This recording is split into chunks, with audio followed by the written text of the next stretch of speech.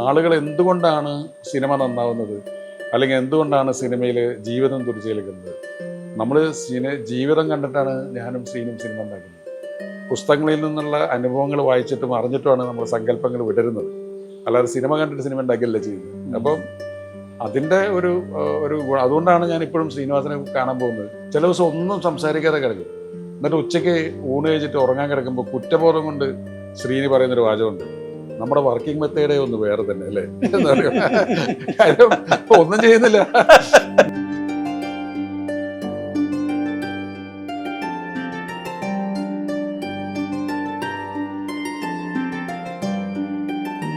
ദാസനും വിജയനാണ് ഞങ്ങൾ നിങ്ങളൊരു ദാസനും വിജയനായിട്ട് അവിടെ രൂപപ്പെടുന്നത്. അതെ അതെ അതെ. അത് എഴുതിയപ്പോഴേ ഞാൻ എൻ്റെ അമ്മയെ ഓർത്തു പോയി, എൻ്റെ വീട് ജപ്തി ചെയ്ത സീൻ ഓർമ്മിച്ചു പോയി. അപ്പോൾ സീനിയുടെ അച്ഛൻ ബസ് വാങ്ങിച്ച് നഷ്ടം വന്നിട്ട് വീട് ജപ്തി ചെയ്യപ്പെട്ടിട്ടുണ്ട്. പിന്നെ എനിക്ക് എഴുതാൻ പറ്റിയില്ല. ഞാൻ ആ പേജ് വായിച്ചിട്ട് ഞാൻ അങ്ങോട്ട് വല്ലാതെ എൻ്റെ മനസ്സങ്ങനെ നിറഞ്ഞുപോയി. ഞാൻ പറഞ്ഞ എഴുതണ്ട, ഇത് മതി. ശ്രീനിവാസൻ എഴുതി മോഹൻലാൽ അഭിനയിക്കുന്ന ഒരു സിനിമ ചെയ്യണമെന്നൊക്കെ നമുക്ക് ഉള്ളിൽ സ്വപ്നങ്ങളുണ്ട്, ചിലപ്പോൾ പറ്റുമായിരിക്കും. പാട്ടെഴുത്ത് ഒരു ഘട്ടത്തിൽ ഞാൻ നിർത്തി കളഞ്ഞത് എൻ്റെ പ്രധാന ലക്ഷ്യം പാട്ടെഴുത്തായിരുന്നില്ലല്ലോ. അതെ, ഞാൻ സംവിധാനം പഠിക്കാനാണ് പോയത്. ഒരു സ്റ്റെറോസ്കോപ്പും കുറച്ച് രോഗികളുണ്ടെങ്കിൽ ഞാൻ ജീവിക്കും. അതാണ് പുള്ളിയുടെ ഒരു തൻ്റെ എന്ന് പറയുന്നത്. പുള്ളി ജീവിതാവസാനം വരെ അങ്ങനെ തന്നെയായിരുന്നു. സിനിമയിൽ നിന്നല്ല പുള്ളി നേട്ടം ഉണ്ടാക്കിയത്. സിനിമയിൽ പുള്ളി നേട്ടം ഉണ്ടാക്കിയത് എന്നെ പോലെ, ഹരിഹരനെ പോലെ, KJ ജോയിയെ പോലെ കുറേ ആളുകളെ പുള്ളി സിനിമയിലേക്ക് കൊണ്ടുവന്നു. ഒരു ഡോറായിരുന്നു അത്. 2 കഥകളി പഠിക്കുന്ന 2 സ്റ്റുഡൻസും ഒരു മോഹിനിയാട്ടം നിർത്തിയായ പെൺകുട്ടിയും തമ്മിലുള്ള ഒരു ട്രയാങ്കുലർ ലവ് സ്റ്റോറി. കമലഹാസനും നെടുമുടി വേണം. നമ്മൾ ഒരിക്കലും നമ്മുടെ ജീവിതകഥ സത്യനന്ദിക്കാരനോടോ ലോഹിദാസിനോടോ പറയരുത്. അവരത് സിനിമയാക്കി സൂപ്പർ ഹിറ്റ് ആക്കി കളയും.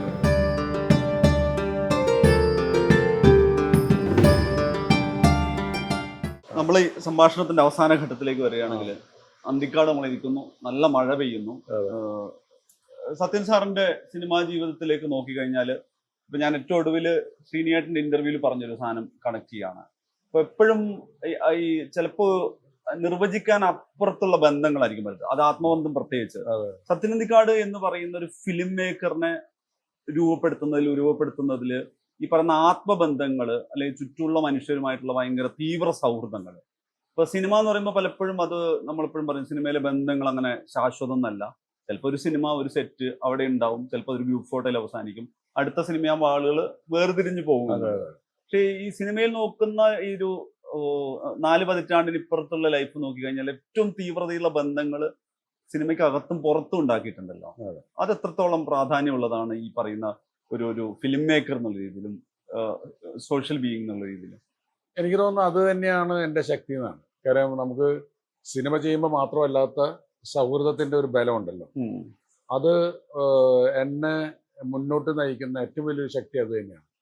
കാര്യം പണ്ട് ജോൺസൺ പറഞ്ഞ പോലെ, ജോൺസൺ ഒരിക്കൽ പറഞ്ഞു, മാഷെന്ന് തന്നെ കളിയാക്കി വിളിക്കാറുണ്ട്. അത് മാഷെ സിനിമയുള്ളതുകൊണ്ടാണ് നമ്മൾ സുഹൃത്തുക്കളായത്. പക്ഷേ ആ സൗഹൃദം നിലനിർത്താൻ സിനിമ വേണമെന്നില്ല. അപ്പോൾ അത് സൗഹൃദമല്ലല്ലോ. അതുപോലെ സിനിമയ്ക്ക് പുറത്തേക്ക് ആ സൗഹൃദം വ്യാപിക്കുന്നു. ഇന്നസെൻ്റ് ആയാലും, ശ്രീനിവാസനായാലും, ലോഹിതദാസ് ആയാലും, ജോൺസൺ ആയാലും, ഇളയരാജ ആയാലും, ഒരു സൗഹൃദം സിനിമയ്ക്ക് പുറത്തേക്കും വ്യാപിക്കുന്നത് ഞാനത് ഏറ്റവും കൂടുതൽ എൻജോയ് ചെയ്യുകയും അതിൽ നിന്ന് ഒരുപാട് പാഠങ്ങൾ പഠിക്കുകയും ചെയ്യുന്നുണ്ട്. അപ്പോൾ എൻ്റെ ഒരു വലിയ ബലമാണത്. ഇപ്പോൾ ഇന്നസെൻ്റ് എൻ്റെ സിനിമയിൽ അഭിനയിച്ചില്ലെങ്കിലും, അഭിനയിക്കുന്ന കാലമല്ലെങ്കിലും എല്ലാ ദിവസവും ഞങ്ങൾ സംസാരിക്കും, എല്ലാ കാര്യങ്ങളെ പറ്റി സംസാരിക്കും. അപ്പം അത് വലിയൊരു നേട്ടമാണ്.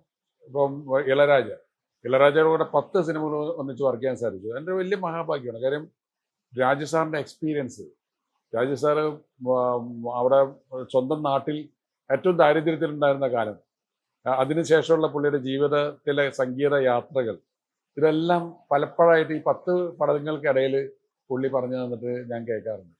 ലോഹിതദാസ് ഞങ്ങൾ സിനിമ ചെയ്യുന്ന സമയത്തല്ലെങ്കിലും ചില സമയം പുള്ളി വിളിക്കും ഷൊർണൂരിൽ നിന്ന്. അവിടെ എന്താ ചെയ്യുന്നത് സത്യം? ഞാൻ ഇല്ലെന്നൊന്നും പ്രത്യേകിച്ചില്ല, ഒന്ന് ഇങ്ങോട്ട് വരുമോ, ഒരു ലുങ്കി എടുത്തോളൂ കൂടെ കയ്യിൽ, കഴിച്ചാൽ രാത്രി നിൽക്കണം എന്നുള്ളതിനാണ്. ഞാനൊരു ലുങ്കിയൊക്കെ എടുത്ത് നാളെ വരാമെന്ന് പറഞ്ഞ് പോകും, വണ്ടി ഓടിച്ച് പോകും. അവിടെ നിന്ന് ഞങ്ങൾ ചുമ്മാ വർത്താനം പറയും. പുറത്ത് ഏതെങ്കിലും കടയിൽ പോയിട്ട് ചായ സിനിമ ചെയ്യുന്ന സമയത്തല്ല, ഒന്നിച്ച് സിനിമ ചെയ്യുന്ന സമയത്തേ അല്ല, അല്ലെങ്കിൽ വേറെ ഏതെങ്കിലും സിനിമ ചെയ്യുമായിരിക്കും. അപ്പോൾ വാത്സല്യം എന്നുള്ള സിനിമ ലോഹി ചെയ്യുമ്പോൾ എനിക്ക് തോന്നുന്നു കൊച്ചി ഹനീഫയേക്കാൾ കൂടുതലായി സംസാരിച്ചാലും ഞാനായിട്ടാണ്. മനസ്സിലായില്ല, എൻ്റെ സിനിമയല്ല അല്ല. അപ്പോൾ അങ്ങനെയുള്ള ബന്ധങ്ങളുണ്ടല്ലോ. ഇപ്പോൾ ശ്രീനിവാസൻ, ഞാനല്ലാത്ത സിനിമ ചെയ്യുമ്പോഴും, ഇപ്പം ശ്രീനിവാസനല്ലാത്ത സിനിമകൾ ഞാൻ ചെയ്യുമ്പോഴും ശ്രീനിവാസൻ എൻ്റെ കൂടെ ഉണ്ടാവാറുണ്ട്. അപ്പം ഞാൻ അർത്ഥം എന്നുള്ള സിനിമ ചെയ്യുന്നതിന് മുമ്പ് ഒരു കഥ ആലോചിച്ചിട്ട് ആ കഥ ശരിയായി വരുന്നില്ല. പക്ഷെ എനിക്ക് വേറൊരു കഥ എൻ്റെ ഒരു ചെറിയ ആശയം തോന്നി, അത് സിനിമയാക്കാൻ പറ്റുമെന്ന് എനിക്ക് അറിഞ്ഞൂടാ. ശ്രീനിയാണെങ്കിൽ ശ്രീനിയുടെ വടക്ക് നോക്കിയ എന്തത്തിൻ്റെ വർക്കിലാണ്. ശ്രീനിക്ക് ഇതിൽ മുഴുവൻ ഫുൾ ടൈം വരാൻ പറ്റില്ല. ഞാനിവിടുന്ന് കാർ എടുത്ത് തലശ്ശേരി വരെ പോയി. അവിടെ ചെല്ലുമ്പോൾ വൈകുന്നേരമായി. ഞാൻ പറഞ്ഞു, ശ്രീ ഒരു ചെറിയ ആശയമുണ്ട്. അന്ന് ഞാൻ അവിടെ താമസിച്ചു. ഈ ആശയം ശ്രീനിയുടെ ഡിസ്കസ് ചെയ്ത് തിരിച്ചു വരുമ്പോഴേക്കും കഥയുടെ രൂപമായി. മനസ്സിലായില്ലേ? അതൊരു ധൈര്യമാണ്. നമുക്ക് എപ്പോഴും എന്തിനും സമീപിക്കാം. തിരിച്ചും അങ്ങനെ തന്നെയാണ്. ശ്രീനി എന്തെങ്കിലും കാര്യങ്ങളുണ്ടെങ്കിൽ നമ്മളെ വിളിക്കും. അപ്പോൾ അങ്ങനെ ഒരു ഈ ഒരു ബന്ധങ്ങൾ എന്ന് പറയുന്നത് എപ്പോഴും ശക്തിയില്ല. അതിന് സിനിമ വേണമെന്നില്ല. ഞാൻ ഇപ്പോഴും ഇപ്പോൾ ശ്രീനിവാസൻ ഇനി നാളെ എൻ്റെ സിനിമകളിൽ എത്രത്തോളം അഭിനയിക്കാൻ സാധിക്കുമോ, എൻ്റെ സിനിമകൾ എത്രത്തോളം എഴുതാൻ സാധിക്കുമെന്ന് എനിക്ക് അറിഞ്ഞൂടാ.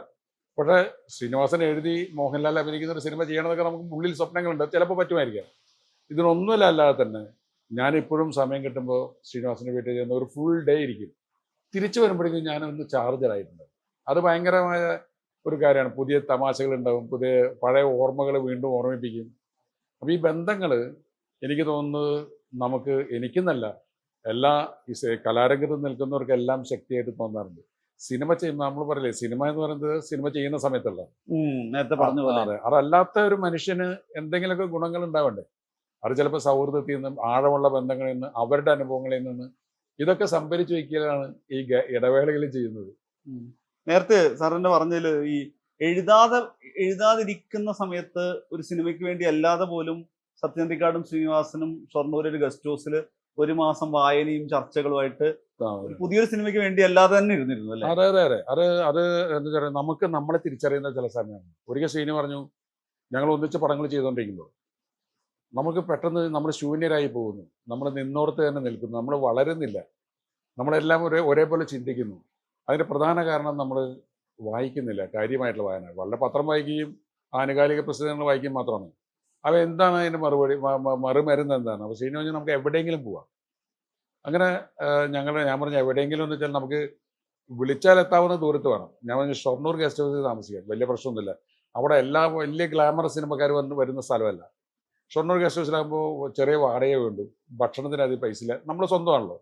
ഒരു പ്രൊഡ്യൂസർ നമ്മുടെ അടുത്ത് കണക്ക് ചോദിക്കില്ല, നിങ്ങൾ എന്ത് ചെയ്തു, തിരക്കഥ എന്തായി എന്ന് ആരും ചോദിക്കില്ല. ഞങ്ങളവിടെ കുറേ പുസ്തകങ്ങളായിട്ട് ഞാനും ശ്രീനിവാസനും ഷൊർണൂർ ഗസ്റ്റ് ഹൗസിൽ താമസിച്ചു. ഒരു 106-ാമത്തെ റൂമിൽ ശ്രീനിയും 107-ൽ ഞാനും. ഉണ്ണി എന്ന് പറയുന്ന അവിടുത്തെ വാച്ച്മാൻ ഉണ്ട് അവരൊക്കെ. അപ്പോൾ അയാൾ ഭക്ഷണം ഉണ്ടാക്കി വരും, അല്ലെങ്കിൽ ഭക്ഷണം പുറത്ത് വാങ്ങിച്ചുകൊണ്ടും. ഒരു ശ്രീനിവാസൻ്റെ മദ്യപാനമില്ല, യാതൊരു പ്രശ്നങ്ങളുമില്ല. ഞങ്ങൾ വായനയാണ് ലഹരി. അപ്പോൾ പുസ്തകങ്ങൾ വായിക്കുക. അപ്പോൾ ചില ദിവസങ്ങൾ രാത്രി 12 മണിയൊക്കെ ആകുമ്പോൾ ചിലപ്പോൾ വാതിൽമ തട്ടും. ഉറങ്ങിയില്ല അല്ലേ, ഞാൻ നിങ്ങളുടെ റൂമിൽ ലൈറ്റ് കണ്ടു. ശ്രീനി വരും, എന്നിട്ട് പറയും, ഞാൻ എസ്കേപ്പറ്റ് കണ്ട ഒരു കഥ ഇപ്പോൾ വായിച്ചു, സത്യം ഒന്ന് വായിച്ചു നോക്കി, എന്താണ് വിഷ്വൽസ് എന്നൊക്കെ വന്നിട്ട്. അപ്പോൾ ഞാൻ ആ കഥ വായിക്കും. ഇങ്ങനെ ഒരു മാസത്തോളം നമ്മൾ അവിടെ താമസിച്ചിട്ടുണ്ട്. അവിടെ മാത്രമല്ല, ഷാർജയിൽ പോയി ഒരു മാസം താമസിച്ചിട്ടുണ്ട്. അതെന്താണെന്ന് വെച്ചാൽ ഈ നരേന്ദ്ര മകന് മുമ്പ് കാൾട്ടൺ കരുണാകരനാണ് പ്രൊഡ്യൂസർ. അപ്പോൾ ശ്രീനി പറഞ്ഞു, നമുക്ക് കേരളത്തിൽ നിൽക്കണ്ട, ഒരു കഥ ആലോചിക്കാനെന്ന വ്യാജേന കരുണാകരൻ്റെ അടുത്ത് നമുക്ക് അവിടെ ഒരു അപ്പാർട്ട്മെന്റ് എടുത്ത് തരാൻ പറയാം, ഹോട്ടൽ റൂമിന് വേണ്ടി അയാൾ കാശ് ചിലവാക്കുന്നത്. അപ്പോൾ ഷാർജയിൽ ഒരു സാധാരണ ഫ്ലാറ്റ് പുള്ളി നമുക്ക് വേണ്ടി എടുത്തു തന്നു. കരുണാകരനോട് തന്നെ പറഞ്ഞതെന്ന് വെച്ചാൽ, നിങ്ങൾ ആരും ഇങ്ങോട്ട് വരണ്ട, ഞാനും സത്യനും മാത്രം അവിടെ. ബുക്സ് ഉണ്ട്, പുസ്തകങ്ങളുണ്ട്, കുറേ പുസ്തകങ്ങളുണ്ട്. ഞങ്ങൾ രണ്ടാളും അവിടെ താമസിച്ചു. ചില ദിവസം ശ്രീനി കുക്ക് ചെയ്യും, അല്ലെങ്കിൽ അജ്മാനിൽ ഞങ്ങൾ പോയിട്ട് ഭക്ഷണം കഴിയും. അങ്ങനെ മലയാളി കടകളൊക്കെ ഉണ്ട്. അപ്പോൾ അവിടെ ഒരു മാസം ഇരുന്നിട്ട് ഞാൻ ചോദിച്ചു, ശ്രീനി നമ്മൾ ഒരു മാസത്തോളം ഇരുന്നു, കഥയൊന്നും ഉണ്ടായിട്ടില്ല, ഒരു കഥയെങ്കിലും നമുക്ക് പറയാൻ വേണ്ടേ? പുള്ളി പറഞ്ഞു, നമ്മൾ സംസാരിച്ചതിൻ്റെ ഇടയിൽ ഒരു ഡയലോഗ് കിട്ടിയിട്ടുണ്ടല്ലോ, ആ ഡയലോഗ് കൊണ്ട് നമുക്ക് പോവാം. അപ്പോൾ ആ ഡയലോഗ് ഞാൻ പലപ്പോഴും ഇന്നുവരെ സിനിമയിൽ ഉപയോഗിക്കാൻ പറ്റില്ല. വേറെ ആരെങ്കിലും ഉപയോഗിച്ചോ എനിക്ക് അറിഞ്ഞൂടാ. നരേന്ദ്രമോഹനോ, ഞാൻ ഡയലോഗ് ഇതാണ്, കാശ് ഇന്ന് വരും നാളെ പോവും, പക്ഷെ അതിന് നാളെ പോകാൻ ഇന്ന് വരണ്ടേ, വരുന്നില്ലല്ലോ. ഇതാണ് ഡയലോഗ്, ശ്രീനിവാസൻ ഡയലോഗാണല്ലോ. കാശ് ഇന്ന് വരും നാളെ പോകും എല്ലാവരും പറയുന്നതാണ്, പക്ഷെ നാളെ പോകാനായിട്ട് ഇന്ന് വരണ്ടേ, അതില്ലല്ലോ. ഈ ഒരു ഡയലോഗ് മതി നമുക്ക് ഒരു മാസത്തേക്ക് എന്ന് പറഞ്ഞിട്ട് ഞങ്ങൾ രണ്ടുപേരും തിരിച്ചു വരും, പിന്നെ കഥ ഉണ്ടാക്കുന്നതാണ്. അപ്പൊ ഇത് നമ്മളെ തന്നെ നവീകരിക്കാനുള്ള ഒരു സംഭവമാണ്. അപ്പോൾ ആളുകൾ എന്തുകൊണ്ടാണ് സിനിമ നന്നാവുന്നത്, അല്ലെങ്കിൽ എന്തുകൊണ്ടാണ് സിനിമയിൽ ജീവിതം തുടിച്ചേൽക്കുന്നത്? നമ്മൾ ജീവിതം കണ്ടിട്ടാണ് ഞാനും ശ്രീനും സിനിമ ഉണ്ടാക്കുന്നത്. പുസ്തകങ്ങളിൽ നിന്നുള്ള അനുഭവങ്ങൾ വായിച്ചിട്ടും അറിഞ്ഞിട്ടുമാണ് നമ്മൾ സങ്കല്പങ്ങൾ വിടരുന്നത്. അല്ലാതെ സിനിമ കണ്ടിട്ട് സിനിമ ഉണ്ടാക്കിയല്ല ചെയ്യുന്നത്. അപ്പം അതിൻ്റെ ഒരു അതുകൊണ്ടാണ് ഞാൻ ഇപ്പോഴും ശ്രീനിവാസനെ കാണാൻ പോകുന്നത്. അവിടെ വന്നിരുന്ന് പഴയ ഓർമ്മകളും അനുഭവങ്ങളും പറഞ്ഞാൽ ഇപ്പോഴും പറയാത്ത കഥകൾ കുറെ ഉണ്ടാവും. അത് പരസ്പരം പങ്കുവയ്ക്കും. അതൊരു വലിയ നേട്ടമാണ്. ഈ ശ്രീനേട്ടൻ തന്നെ മാതൃഭൂമി അഭിമുഖത്തിൽ പറഞ്ഞ പോലെ ഈ പരസ്പരം പൂരിപ്പിക്കാനാകുന്നു, ഒരാൾക്ക് ആലോചിക്കുന്നത് മറ്റൊരാൾക്ക് പൂരിപ്പിക്കാനാവുന്നു എന്നുള്ളതിന്റെ ഒരു വലിയ ഗുണമുണ്ടല്ലോ. അപ്പോഴീ നേരത്തെ പറഞ്ഞ ഈ ഒരു ഡയലോഗ് പറഞ്ഞ പോലെ മലയാളിയുടെ എല്ലാ കാലത്തേക്കും ട്രഷർ ആയിട്ടുള്ള ഡയലോഗ്സ് ഈ സത്യനന്ദിക്കാട് ശ്രീനിവാസൻ കൂട്ടുകെട്ട് വന്നിട്ടുണ്ട്. അതിപ്പോ നമ്മൾ പറയുന്ന ഇപ്പൊ എല്ലാത്തിനും അതിൻ്റെതായ സമയമുണ്ട് എന്നുള്ളത് ഭയങ്കര ഒരു ശുഭാപ്തി വിശ്വാസത്തിന്റെ ഡയലോഗാണ് മലയാളിക്ക്. അങ്ങനെ ഓരോന്നിനും ഓരോ സിനിമ എടുത്തു കഴിഞ്ഞാലും അതിൻ്റെ ഒരു ഡയലോഗ്സ് ഉണ്ട്. സത്യത്തിൽ ഈ പറഞ്ഞ ഒന്നിച്ചിരുന്ന് ഒരു സ്ഥലത്തിരുന്നിട്ടുള്ള ഈ ആലോചനകൾ വരുന്നത് ശരിക്കും ഈ പറയുന്ന തിരക്കഥാ രൂപത്തിനപ്പുറത്ത് ഇത്തരം ഡയലോഗ്സ് ഇപ്പൊ നമ്മൾ നോക്കുമ്പോൾ ഏറ്റവും കുറിക്ക് കൊള്ളുന്നതും ഏറ്റവും ഷാർപ്പായതും നമ്മൾ ഓരോരിക്കുന്നു ഓർത്താൽ പോലും ചിരി വരുന്നതാണ്. വിഷ്വലി മാത്രമല്ല, ഓർത്താൽ പോലും ചിരി വരുന്ന അതിന്റെ ഒരു സൃഷ്ടി സത്യത്തിൽ എങ്ങനെ സംഭവിക്കുന്നതാണ്? അതായത് നമ്മൾ സ്ക്രിപ്റ്റ് ഡിസ്കസ് ചെയ്യാനിരിക്കുമ്പോഴേ ഏറ്റവും കുറച്ച് സംസാരിക്കുന്നത് സ്ക്രിപ്റ്റിനെ പറ്റിയിട്ടാണ്. നമ്മളൊരു റൂം എടുത്ത് താമസിക്കുമ്പോൾ പലരും വിചാരിക്കുന്നത് എന്താണ്, രാവിലെ എണീറ്റ് കുളിച്ച് ബ്രേക്ക്ഫാസ്റ്റ് കഴിഞ്ഞാൽ സ്ക്രിപ്റ്റ് വർക്ക് ചെയ്യാൻ തുടങ്ങി, ഇപ്പോൾ നമുക്ക് അടുത്ത സീൻ എന്ത് ചെയ്യുക, അങ്ങനൊരു ചിന്തയില്ല, അങ്ങനൊരു പ്രശ്നമില്ല. ചിലപ്പോൾ ടോട്ടൽ ഒരു ദിവസം ചിലപ്പോൾ 1 മണിക്കൂറായിരിക്കും തിരക്കഥയെ പറ്റി സംസാരിക്കുന്നത്. ബാക്കി മുഴുവൻ ലൈഫാണ്. ഞാൻ അനുഭവിച്ച ജീവിതങ്ങൾ, സീൻ അനുഭവിച്ച ജീവിതങ്ങൾ, അതിൻ്റെ കോമഡികൾ.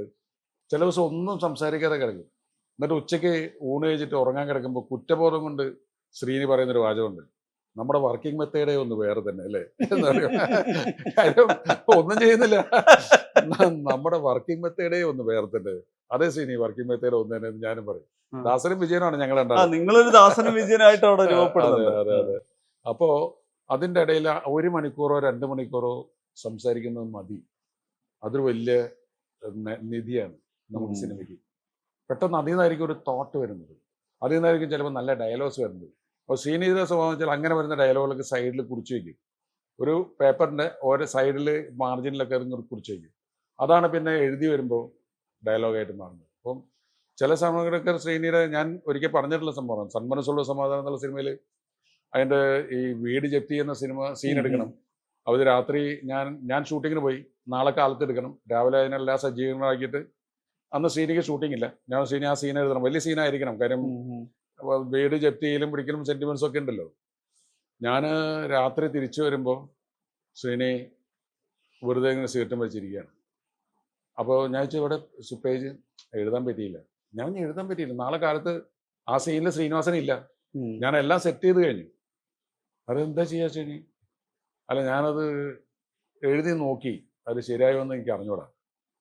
ആ ഒരു പേജിൽ അതിൻ്റെ 1-2 ഡയലോഗ്സ് ഉണ്ട്. അപ്പോൾ മേശപ്പുറത്ത് ഒറ്റ പേജ് ഇരിക്കുന്നുണ്ട്. ഞാൻ നോക്കുമ്പോൾ 2 ഡയലോഗ് 3 ഡയലോഗ് മറ്റോ എഴുതിയിട്ടുണ്ട് അവിടെ, ഡയലോഗ്സ് മാത്രം.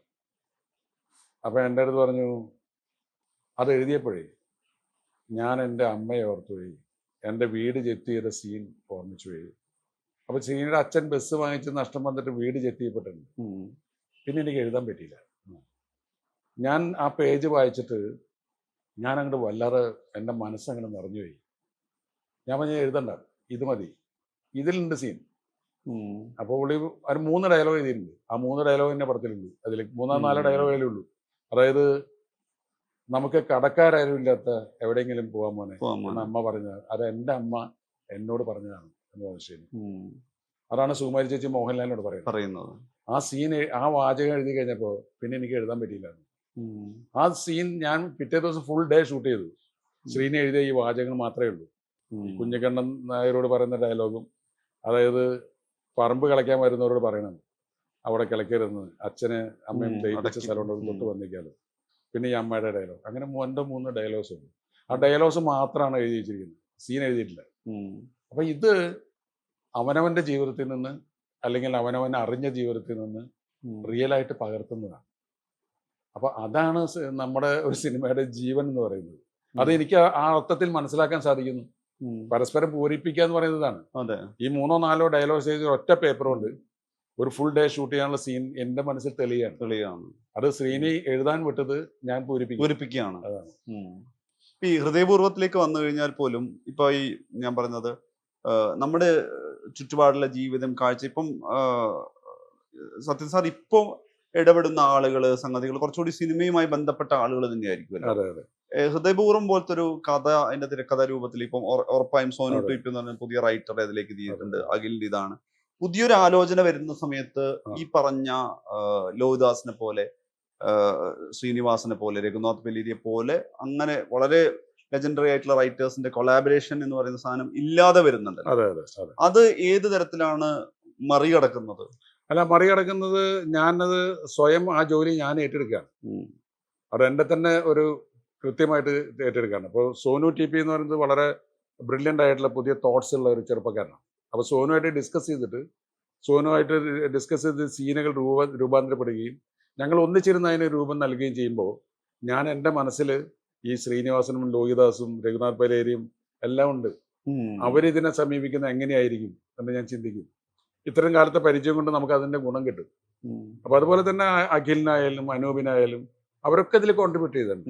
അതിൽ സിറ്റുവേഷൻ സീക്വൻസിന്, ചില ഡയലോഗ്സിന് ഒക്കെ അവരുടെയും കൂടി ഒരു കോൺട്രിബ്യൂഷൻ ഉണ്ടായിട്ടുണ്ട്.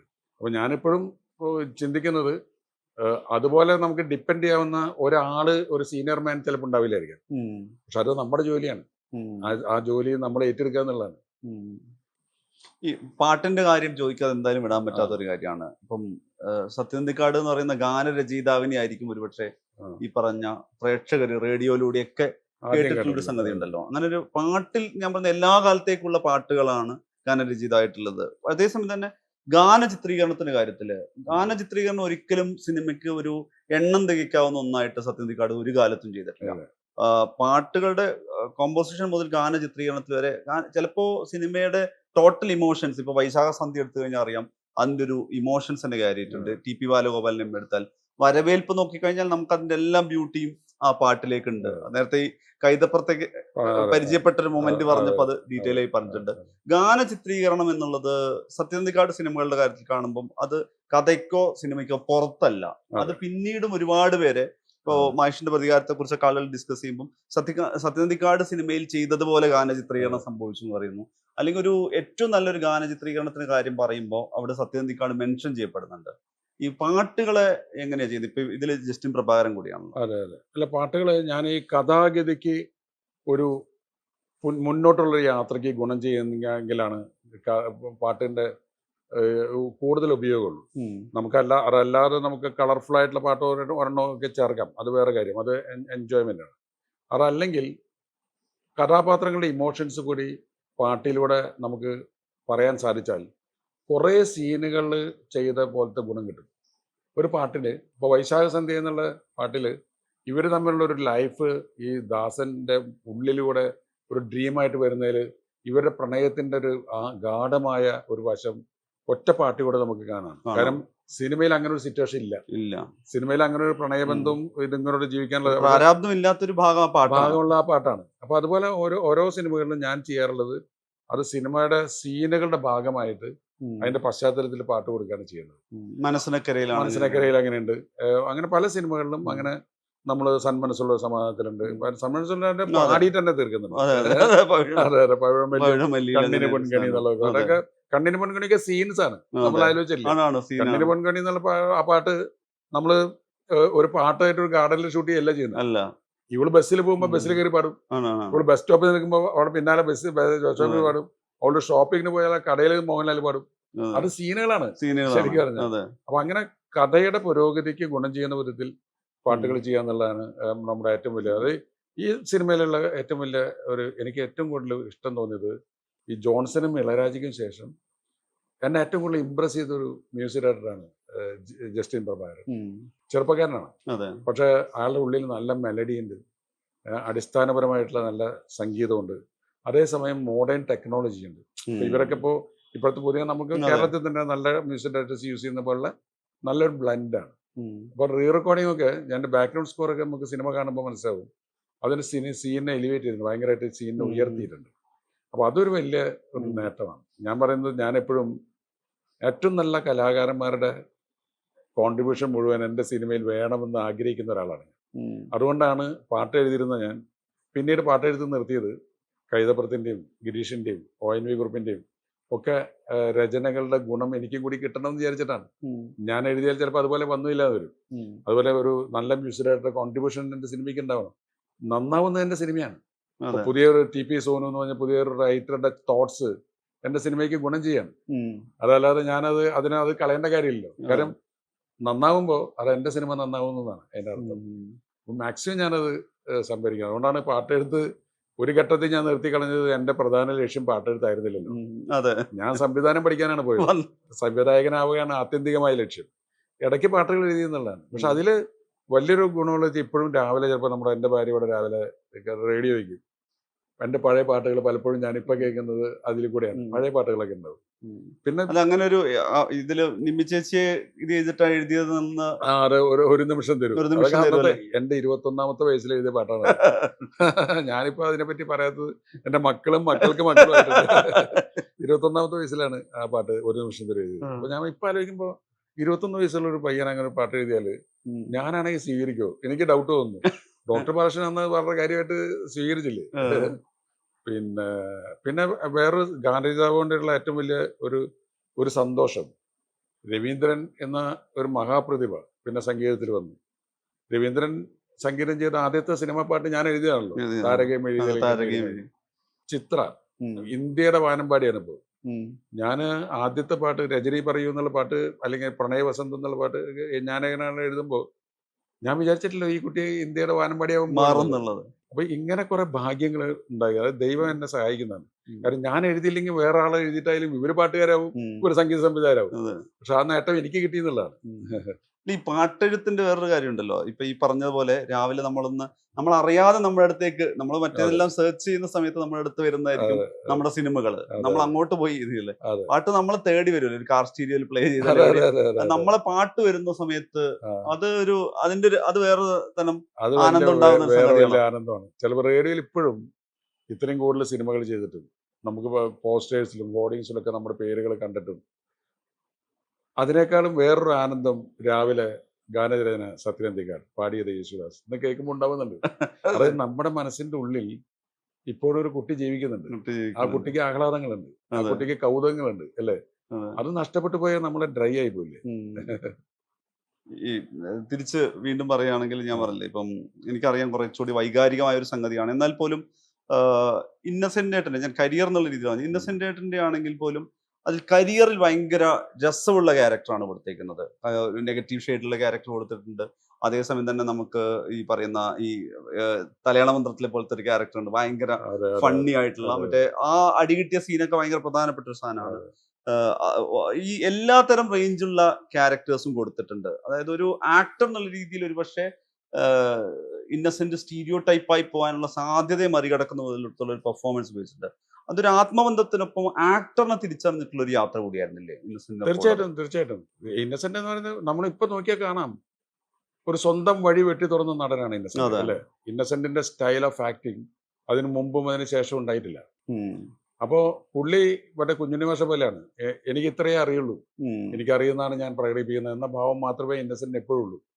ബാക്കി നെടുമുടി വേണോ, ഗോപിയോ അല്ലെങ്കിൽ ജഗദീഷ് കുമാറൊക്കെ അഭിനയിക്കുന്നത് അത്ഭുതത്തോടു കൂടി നോക്കുന്ന ആളാണ് ഇന്നസെന്റ്. അവരോട് മത്സരിക്കാനല്ല പോകുന്നത്. പക്ഷെ ഇന്നസെന്റിന്റെ ഹ്യൂമറിനപ്പുറത്ത് ഇന്നസെന്റ് എന്ന ആക്ടറെ ഞാൻ തിരിച്ചറിഞ്ഞ ഒരു റോളാണ് ഈ പറഞ്ഞ പോലെ മനസ്സിലാക്കിയത്. ശരിക്കും പറഞ്ഞാൽ ഇന്നസെന്റ് ഇല്ല എന്ന് പറഞ്ഞ് ഒഴിഞ്ഞ സിനിമയായിരുന്നു. ഞാനത് മനസ്സിൽ ഇന്നസെന്റിനെ തന്നെ ഞാനും രഞ്ജൻ പ്രമോദാണ് എഴുതിയത്. ഞങ്ങളിത് ഇന്നസെന്റ് മനസ്സിൽ കണ്ട് തന്നെ എഴുതിയത്. അപ്പൊ അതിലെ ഹ്യൂമറും അതിന്റെ സെന്റിമെന്റ്സും ഒക്കെ ഇന്നസെന്റ്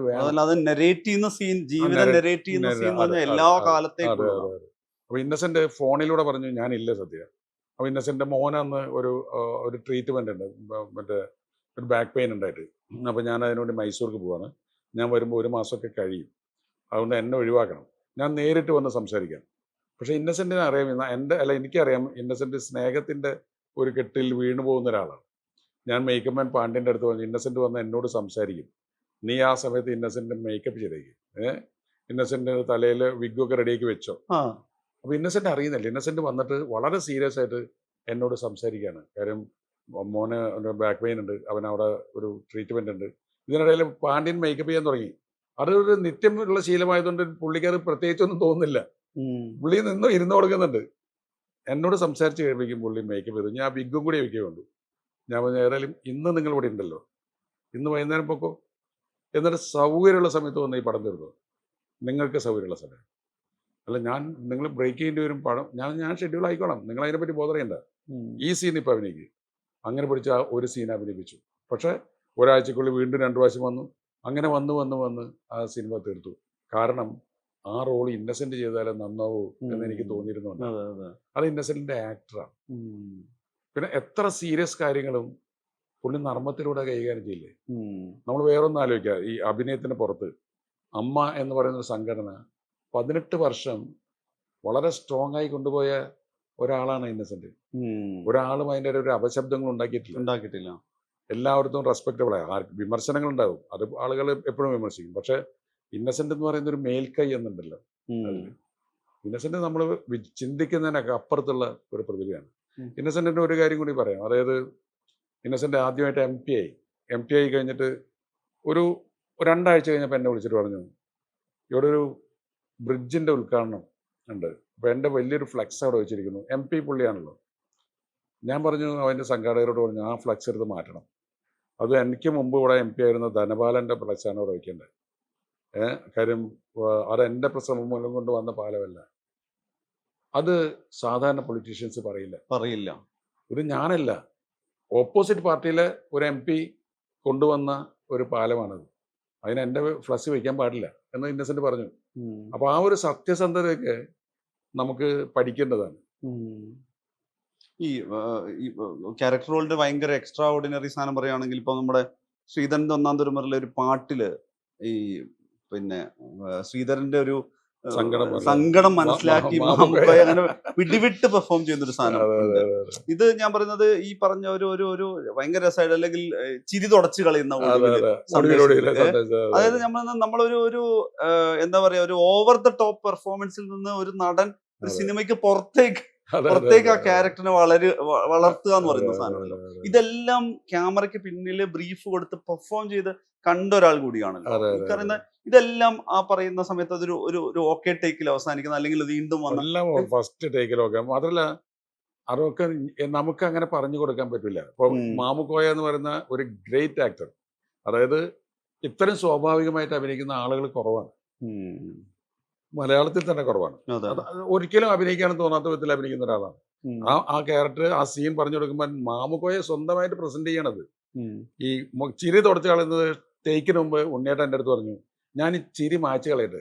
ഞാൻ എങ്ങനെ ഉണ്ണിയേട്ട ചെയ്യുന്നത്, ഉണ്ണിയേട്ട എനിക്ക് കാണിച്ചു തന്നു. ഈ കൈ ഇങ്ങനെ മാറണോടുകൂടി ഭാവം മാറും ചിരി അത് പുള്ളിയുടെ സംഭാവനയാണ്, എൻ്റെ ഒരു കോൺട്രിബ്യൂഷൻ അല്ല.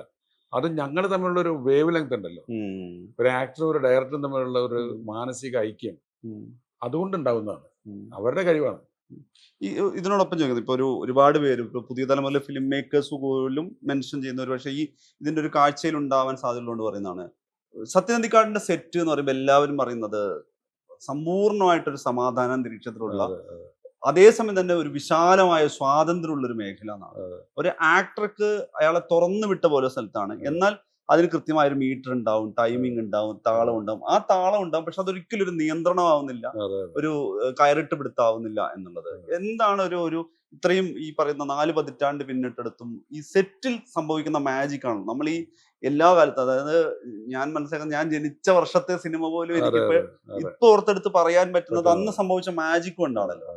ശരിക്കും ഒരു സത്യനന്ദിക്കാട് സെറ്റിന്റെ ഒരു പീസ്, അല്ലെങ്കിൽ അവിടെ നടത്തുന്ന ഒരു ആനന്ദവും സന്തോഷവും അതെങ്ങനെ സൃഷ്ടിച്ചെടുക്കുന്നത്? ആദ്യ സിനിമ മുതൽ അങ്ങനെ തന്നെയാണ്. ആദ്യ സിനിമ മുതൽ അങ്ങനെയാണ്. അതായത് അത് ഞാൻ മനഃപൂർവ്വം സൃഷ്ടിച്ചെടുക്കുന്നതല്ല, എനിക്ക് അങ്ങനെ പറ്റുള്ളൂ.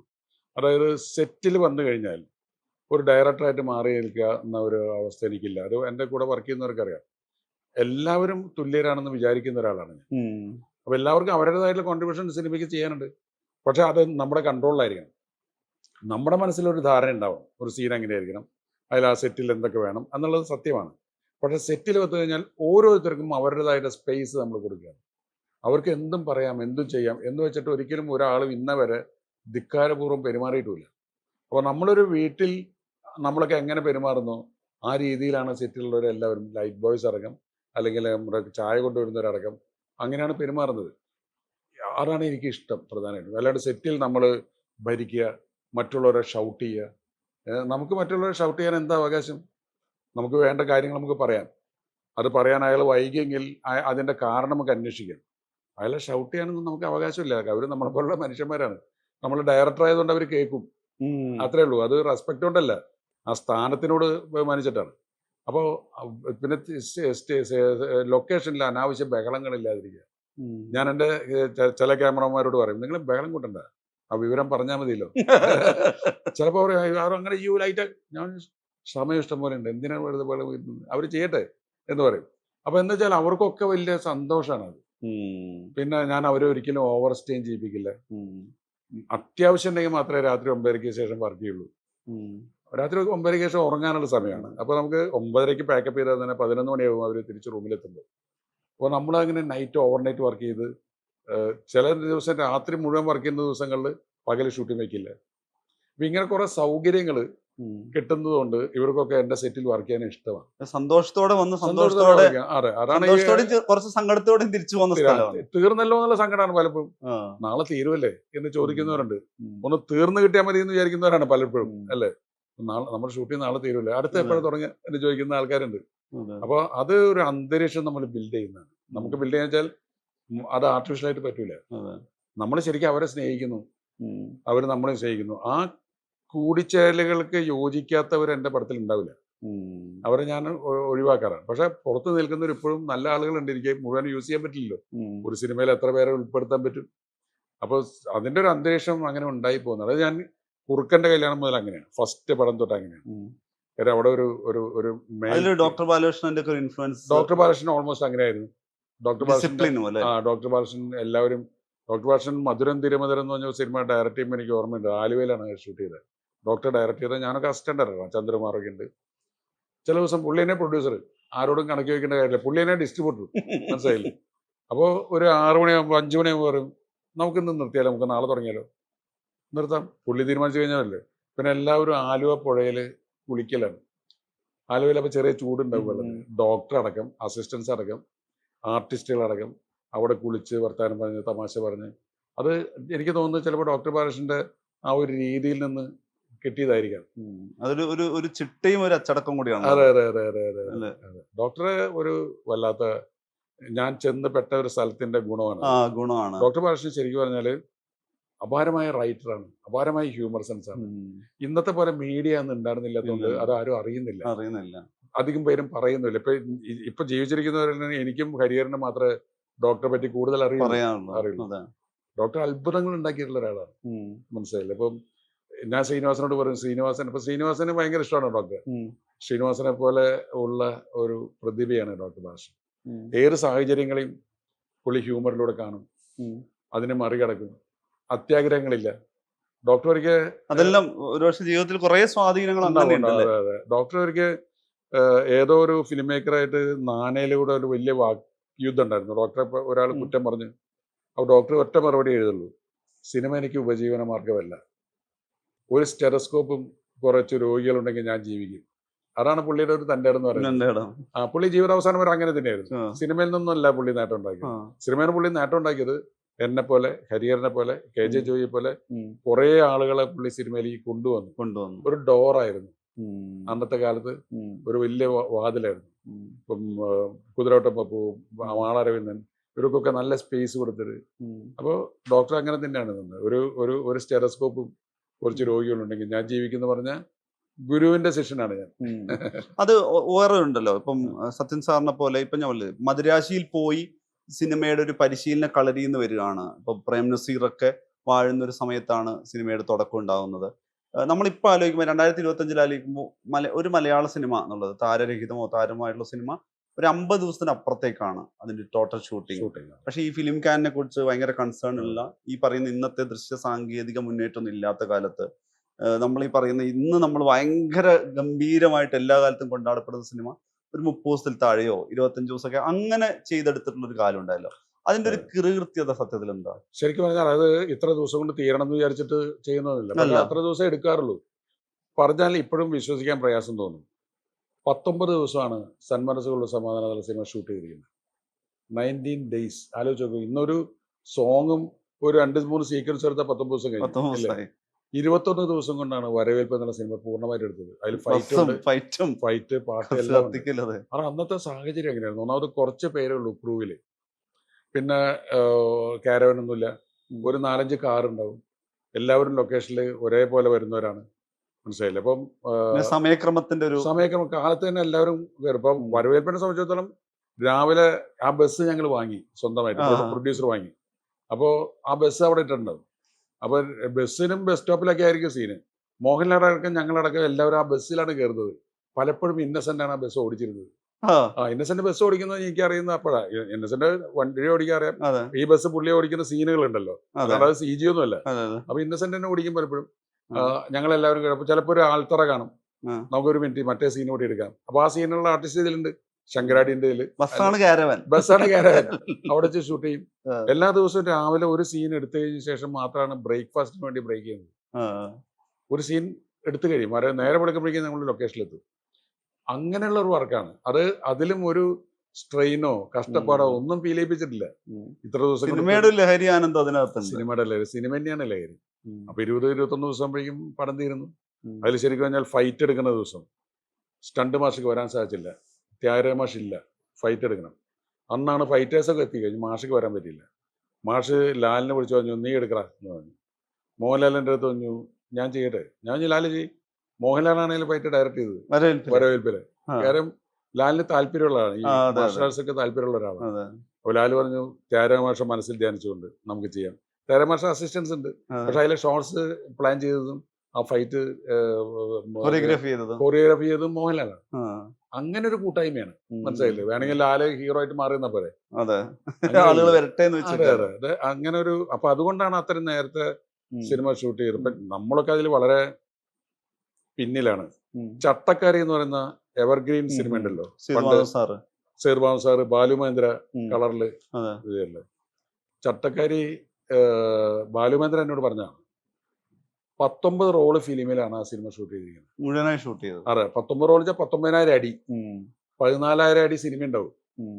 14,000 അടി സിനിമയ്ക്ക് വേണമെങ്കിൽ നമുക്ക് എന്തായാലും ഒരു 30 റോളെങ്കിലും 30,000 അടിയെങ്കിലും എടുത്താലേ നമുക്ക് കട്ട് ചെയ്യാൻ പറ്റുള്ളൂ. ഉം. അതിന്റെ ഷോർട്സിന്റെ വാലും തുണ്ടും ക്ലാപ്പൊക്കെ എടുത്ത് മാറ്റുമ്പോൾ തന്നെ കുറെ പോവില്ലേ. ഉം. ഇത് അന്ന് ബ്ലാക്ക് ആൻഡ് വൈറ്റ് സിനിമയുടെ കാലമാണ്. അപ്പോൾ മറ്റേ ബാലുമേന്ദ്രയുടെ അടുത്ത് പ്രൊഡ്യൂസർ പറഞ്ഞത് MO ജോസഫ് പറഞ്ഞു, 19 roll Eastman colour film കിട്ടും. അതുകൊണ്ട് പടം തീർക്കാമെങ്കിൽ നമുക്ക് കളറിലെടുക്കാം, അല്ലെങ്കിൽ ബ്ലാക്ക് ആൻഡ് വൈറ്റ് എടുക്കാം. അപ്പോൾ ചെറുപ്പക്കാരനായ ബാലുമേന്ദ്ര സേതു സാറിനോട് പറയും, നമുക്ക് 19 റോളിൽ നമുക്ക് തീർക്കാം, സ്ക്രിപ്റ്റൊക്കെ റെഡിയാണ്. അതുകൊണ്ട് എപ്പോഴും നോക്കിയാൽ കാണാം ലെങ്തി ഷോർട്സ് ആണ് അതിൽ. ഉം. സേതുവാൻ സാറിൻ്റെ എപ്പോഴും ലെങ്തി ഷോർട്സ് ആണ്. 19 റോള് സിനിമ തീർത്ത ആചാര്യന്മാരുണ്ട് നമുക്ക് മുന്നിൽ. ഉം. അതാണ് ഇപ്പൊ നമ്മൾ അതിനെപ്പറ്റി ബോധേഡല്ല. അതുകൊണ്ടാണ് ആ, ഇതൊരു കുറച്ചുകൂടി റിലാക്സ്ഡ് ആയിട്ട് റിലാക്സ്ഡ് ആയി, സൗകര്യങ്ങൾ കൂടുതൽ സൗകര്യങ്ങൾ കൂടി, കിട്ടുന്നുള്ളത്. ടെക്നോളജി കൂടി. ഉം. അപ്പൊ അങ്ങനെ കുറെ കാര്യങ്ങളുണ്ട്. അത് ഉം. ചീത്താന്ന് നമുക്ക് പറയാൻ പറ്റില്ല. അതെ അതെ കാലത്തിന് അനിവാര്യമായ മാറ്റങ്ങൾ, മാറ്റങ്ങൾ. അതിന്റെ കൂടെ സഞ്ചരിച്ചേ അതെ പറ്റും. അതെ ഉറപ്പായും ഇപ്പൊ നമ്മൾക്കറിയാം താരങ്ങളും കാരവാനൊക്കെ ഈ സിനിമയുടെ വളർച്ചയുടെ ഭാഗമാണ്. അതെ അതെ. അപ്പോൾ പോലും ഞാൻ എപ്പോഴും കേട്ടിട്ടുള്ളത് അറിഞ്ഞിട്ടുള്ളത് മോഹൻലാൽ പോലത്തെ ഒരു ആ, നടൻ ആ. കാരവാന് പുറത്ത് ഇരിക്കാൻ ആഗ്രഹിക്കുന്ന പ്രധാനപ്പെട്ട സെറ്റുകളിലൊന്ന് അതെ, സത്യനന്ദിക്കാരൻ്റെയാണ്. അതെ, കാരണം വെച്ചാൽ കാരവനിലേക്ക് പോകുന്നതാണ് പുള്ളിക്ക് ഒരു ഒറ്റപ്പെടൽ എന്നുള്ളത്. ഈ സിനിമയ്ക്ക് ഹൃദയപൂർവ്വം എന്നുള്ള സിനിമയ്ക്ക് പുള്ളി കാരവാനിലേക്ക് പോയിരിക്കുന്നത് രാവിലെ വരാനും പിന്നെ വല്ല ടോയ്ലറ്റിൽ പോകാനും പോയിട്ടില്ല. ഉം. ഡ്രസ്സ് എപ്പോഴെങ്കിലും മാറാനോ ഒക്കെ ആയിട്ട് വല്ലപ്പോഴും അപൂർവമായിട്ട്. ഇപ്പം പൂനെയിലാണെങ്കിലും കേരളത്തിലാണെങ്കിലും ഞങ്ങളുടെ ചുറ്റും ഉണ്ടാവില്ല.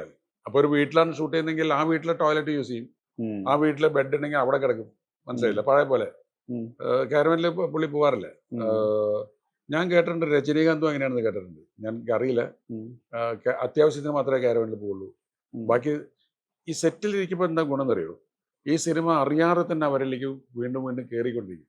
ഒരു ഷോട്ട് എടുത്തു കഴിഞ്ഞിട്ട് ഇനി എൻ്റെ അടുത്ത ഷോട്ട് എടുക്കുമ്പോൾ വന്നാൽ മതിയല്ലോ എന്ന് പറയുന്നതിന് പകരം ഉം. ബാക്കിയുള്ളവർ അഭിനയിക്കുന്ന ഇയാൾ കാണില്ലേ ഇവിടെ വെച്ചിട്ട്. ഉം. അപ്പോൾ ചിലപ്പോൾ കയറി എന്ന് പറയും, ഞാൻ ഇവിടെ ഇങ്ങനെ പറയാട്ടോ എന്ന് പറയും. വേറെ ആൾക്കാരെ അഭിനയിക്കായിരിക്കും, നിങ്ങൾ ഇങ്ങോട്ടൊന്ന് നോക്കിയേക്ക്, ഞാൻ അടുത്ത ഷോട്ടിൽ ഞാൻ ഇങ്ങനെ പറയാം എന്നൊക്കെ പറയും. അപ്പോൾ അത് അതൊരു സിനിമയ്ക്കകത്ത് തന്നെ സിനിമക്കകത്ത് തന്നെ. അപ്പോൾ അതൊരു വലിയ ഗുണമാണ്. അല്ലാണ്ട് കാരവൻ അത്യാവശ്യമാണ് ഇപ്പം ഇവിടുത്തെ പുതിയ അതെ. ടെക്നോളജി. പക്ഷേ അത് ആവശ്യത്തിന് ഉപയോഗിച്ചാൽ നമുക്ക് നല്ലതാണ്. പിന്നെ ഇപ്പോൾ വേറൊരു വലിയ പ്രോബ്ലം ഉള്ളത്, ഇപ്പോൾ പൊന്മുട്ടണ താറാവ് പോലത്തെ സിനിമ ആ ഗ്രാമത്തിൽ ചിലപ്പോൾ ഇന്ന് എടുക്കാൻ സാധിച്ചു എന്ന് വരില്ല. കാര്യം അവിടേക്ക് കാരവനൊന്നും പോകില്ല. കാര്യം ഇപ്പൊ നമുക്കൊരു മിനിമം ഒരു 4 കാരവാൻ ഉണ്ടാവും. ആർട്ടിസ്റ്റുകൾ മാത്രം നോക്കി കഴിഞ്ഞാൽ ഈ 4 കാരവാൻ ഇടുന്ന സ്ഥലത്തല്ലേ നമുക്ക് ലൊക്കേഷൻ കണ്ടെത്താൻ പറ്റുള്ളൂ. മറ്റതങ്ങനെയല്ല, നമ്മൾ വണ്ടി ഒരു സ്ഥലത്ത് നിർത്തിയിട്ട് ഞങ്ങൾ എല്ലാവരും നടക്കുകയാണ്. മനസ്സിലായില്ലേ? ഒരു കുറെ ദൂരം നടന്നിട്ടായിരിക്കും വീട് ഷൂട്ട് ചെയ്യാൻ പറ്റുന്നത്. അപ്പോഴാണ് ഒരു ജെനുവിൻ വില്ലേജ് കിട്ടുന്നത്. അപ്പൊ ഇപ്പൊ നമുക്ക് ലൊക്കേഷൻ നോക്കുമ്പോൾ പ്രൊഡക്ഷൻ മാനേജർമാരും ആർട്ട് ഡയറക്ടർമാരും ചെയ്യുന്നത് കാരവാൻ എവിടെ ഇടും എന്നാണ്. ആണ്. പണ്ട് അത് ചിന്തിക്കേണ്ട കാര്യമില്ല, ചിന്തിക്കേണ്ട 2 കാര്യമില്ല. കാർ ഇടേണ്ട കാര്യമുള്ളൂ. അതെ. മനസ്സിലായില്ലേ? ഈ ഈ സിനിമയുടെ കാര്യം ഇപ്പം ഒരുപാട് സിനിമകളുടെ ഈ ഗംഭീരമായ ലൊക്കേഷനുകൾ ഇപ്പം പൊന്മുട്ടയിടുന്ന താറാവിന്റെ ആണെങ്കിലും അതൊക്കെ ഇപ്പം ആളുകൾ റീവിസിറ്റ് ചെയ്തിട്ടേ ആ, ആ സ്ഥലം എങ്ങനെ ഇരിക്കുന്നു, ചായക്കട എങ്ങനെ ഇരിക്കുന്നു എന്നൊക്കെ പറഞ്ഞിട്ട് അങ്ങനെ ഒരുപാട് സിനിമയുടെ ലൊക്കേഷനുകൾ റീവിസിറ്റ് ഇപ്പം എനിക്ക് ചിലര് സാറ് അയച്ചിടാറുണ്ട്. ചിലപ്പം പിന്നീട് അവിടെ പോകണമെന്നില്ലല്ലോ. ഇല്ല, പക്ഷെ ഇല്ല. അത്തരം വീഡിയോകളിലൂടെ ഈ പുതിയ തലമുറ നേരത്തെ ആ സിനിമ ഇറങ്ങി 10ാം വർഷത്തിലൊക്കെ ജനിച്ച ആളുകളായിരിക്കും അതെ. ഈ സിനിമ കണ്ടിട്ട് ഈ സ്ഥലത്ത് പോയിട്ട് അതെ, ഒരു സിനിമയുടെ തുടർച്ച തേടി പോകുന്ന പോലെയാണല്ലോ. അതെ, അതെ, അത്തരം മനുഷ്യർ ഈ പറയുന്ന പാപ്പി ഇവിടെ ഉണ്ടോ, അല്ലെങ്കിൽ അതെ, അതെ, അതെ, ഇവിടെയാണ് പിന്നെ വാസു വണ്ടി കൊണ്ട് ഇടിച്ചത് അതെ, എന്നൊക്കെ പറഞ്ഞ് അതെ, അങ്ങനെ പോകും, അല്ലെങ്കിൽ സന്മനസ്സുള്ള സാധനത്തിന്റെ വീട് ആ വീട് ഞാൻ ഇടയ്ക്ക് ഒരു ദിവസം പോയി നോക്കിയതാണ്. പോയിരുന്നല്ലോ. അതെ, അങ്ങനെ അത് ഒരു റീവിസിറ്റിംഗ് എന്ന് പറയുന്നത് ഒരു പുതുതലമുറയുടെ ഒരു വലിയ അതെ. അത് മെമ്മറി എനിക്ക് ആയിട്ട്. അവര് ചില വീഡിയോ എടുത്ത് അയക്കാറൊക്കെ ഉണ്ട്. അപ്പൊ ശരിക്കും പറഞ്ഞാൽ പൊന്മുട്ടയിടുന്ന താറാവ് ഷൂട്ട് ചെയ്ത ഗ്രാമത്തിൽ വലിയ മാറ്റങ്ങൾ ഉണ്ടായിട്ടില്ല. ആ, ആ. അതിന് ആ തട്ടാന്റെ കട ഇരിക്കുന്ന ഒരു ഇത് മാത്രം ഒന്നും ഞാൻ ഒരു 2 കൊല്ലം മുമ്പ് അവിടെ പോയി. ഉം. അവിടെ കവല അങ്ങനെ തന്നെയാണ്, അതിന്റെ ഉള്ളിലുള്ള വീട് അങ്ങനെ തന്നെയാണ്. ചില ചെറിയ മോഡിഫിക്കേഷൻസ് മാത്രമേ ഉണ്ടായിട്ടുള്ളൂ. ആ ഗ്രാമത്തിലേക്ക് അവിടെ വരുമ്പോൾ അന്നുണ്ടായിരുന്ന ആളുകൾ കുറച്ചും കൂടി പ്രായം കൂടി ഉണ്ടാവും. ഇവരൊക്കെ നമ്മുടെ അടുത്തേക്ക് വന്ന് ഭയങ്കര സ്വീകരണം തരുന്നതൊക്കെ.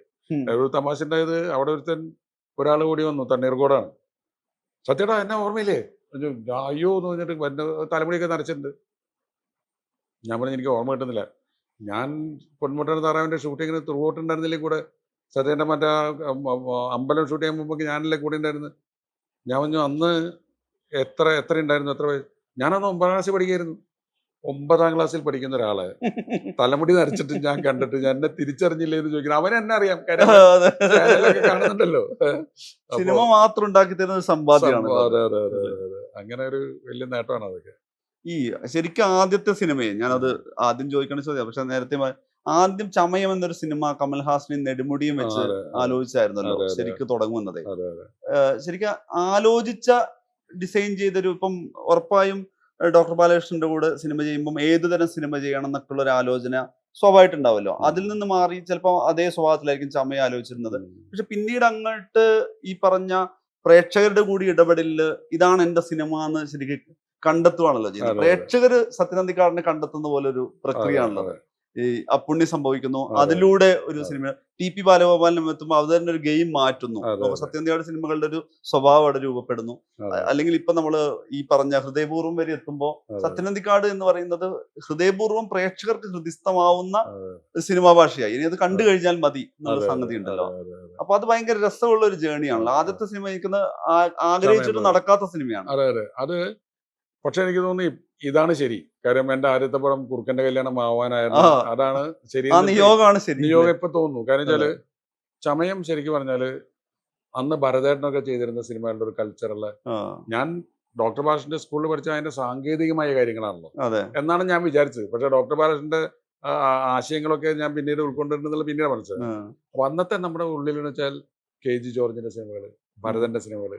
അപ്പോൾ ജോൺ പോളാണ് റൈറ്റർ.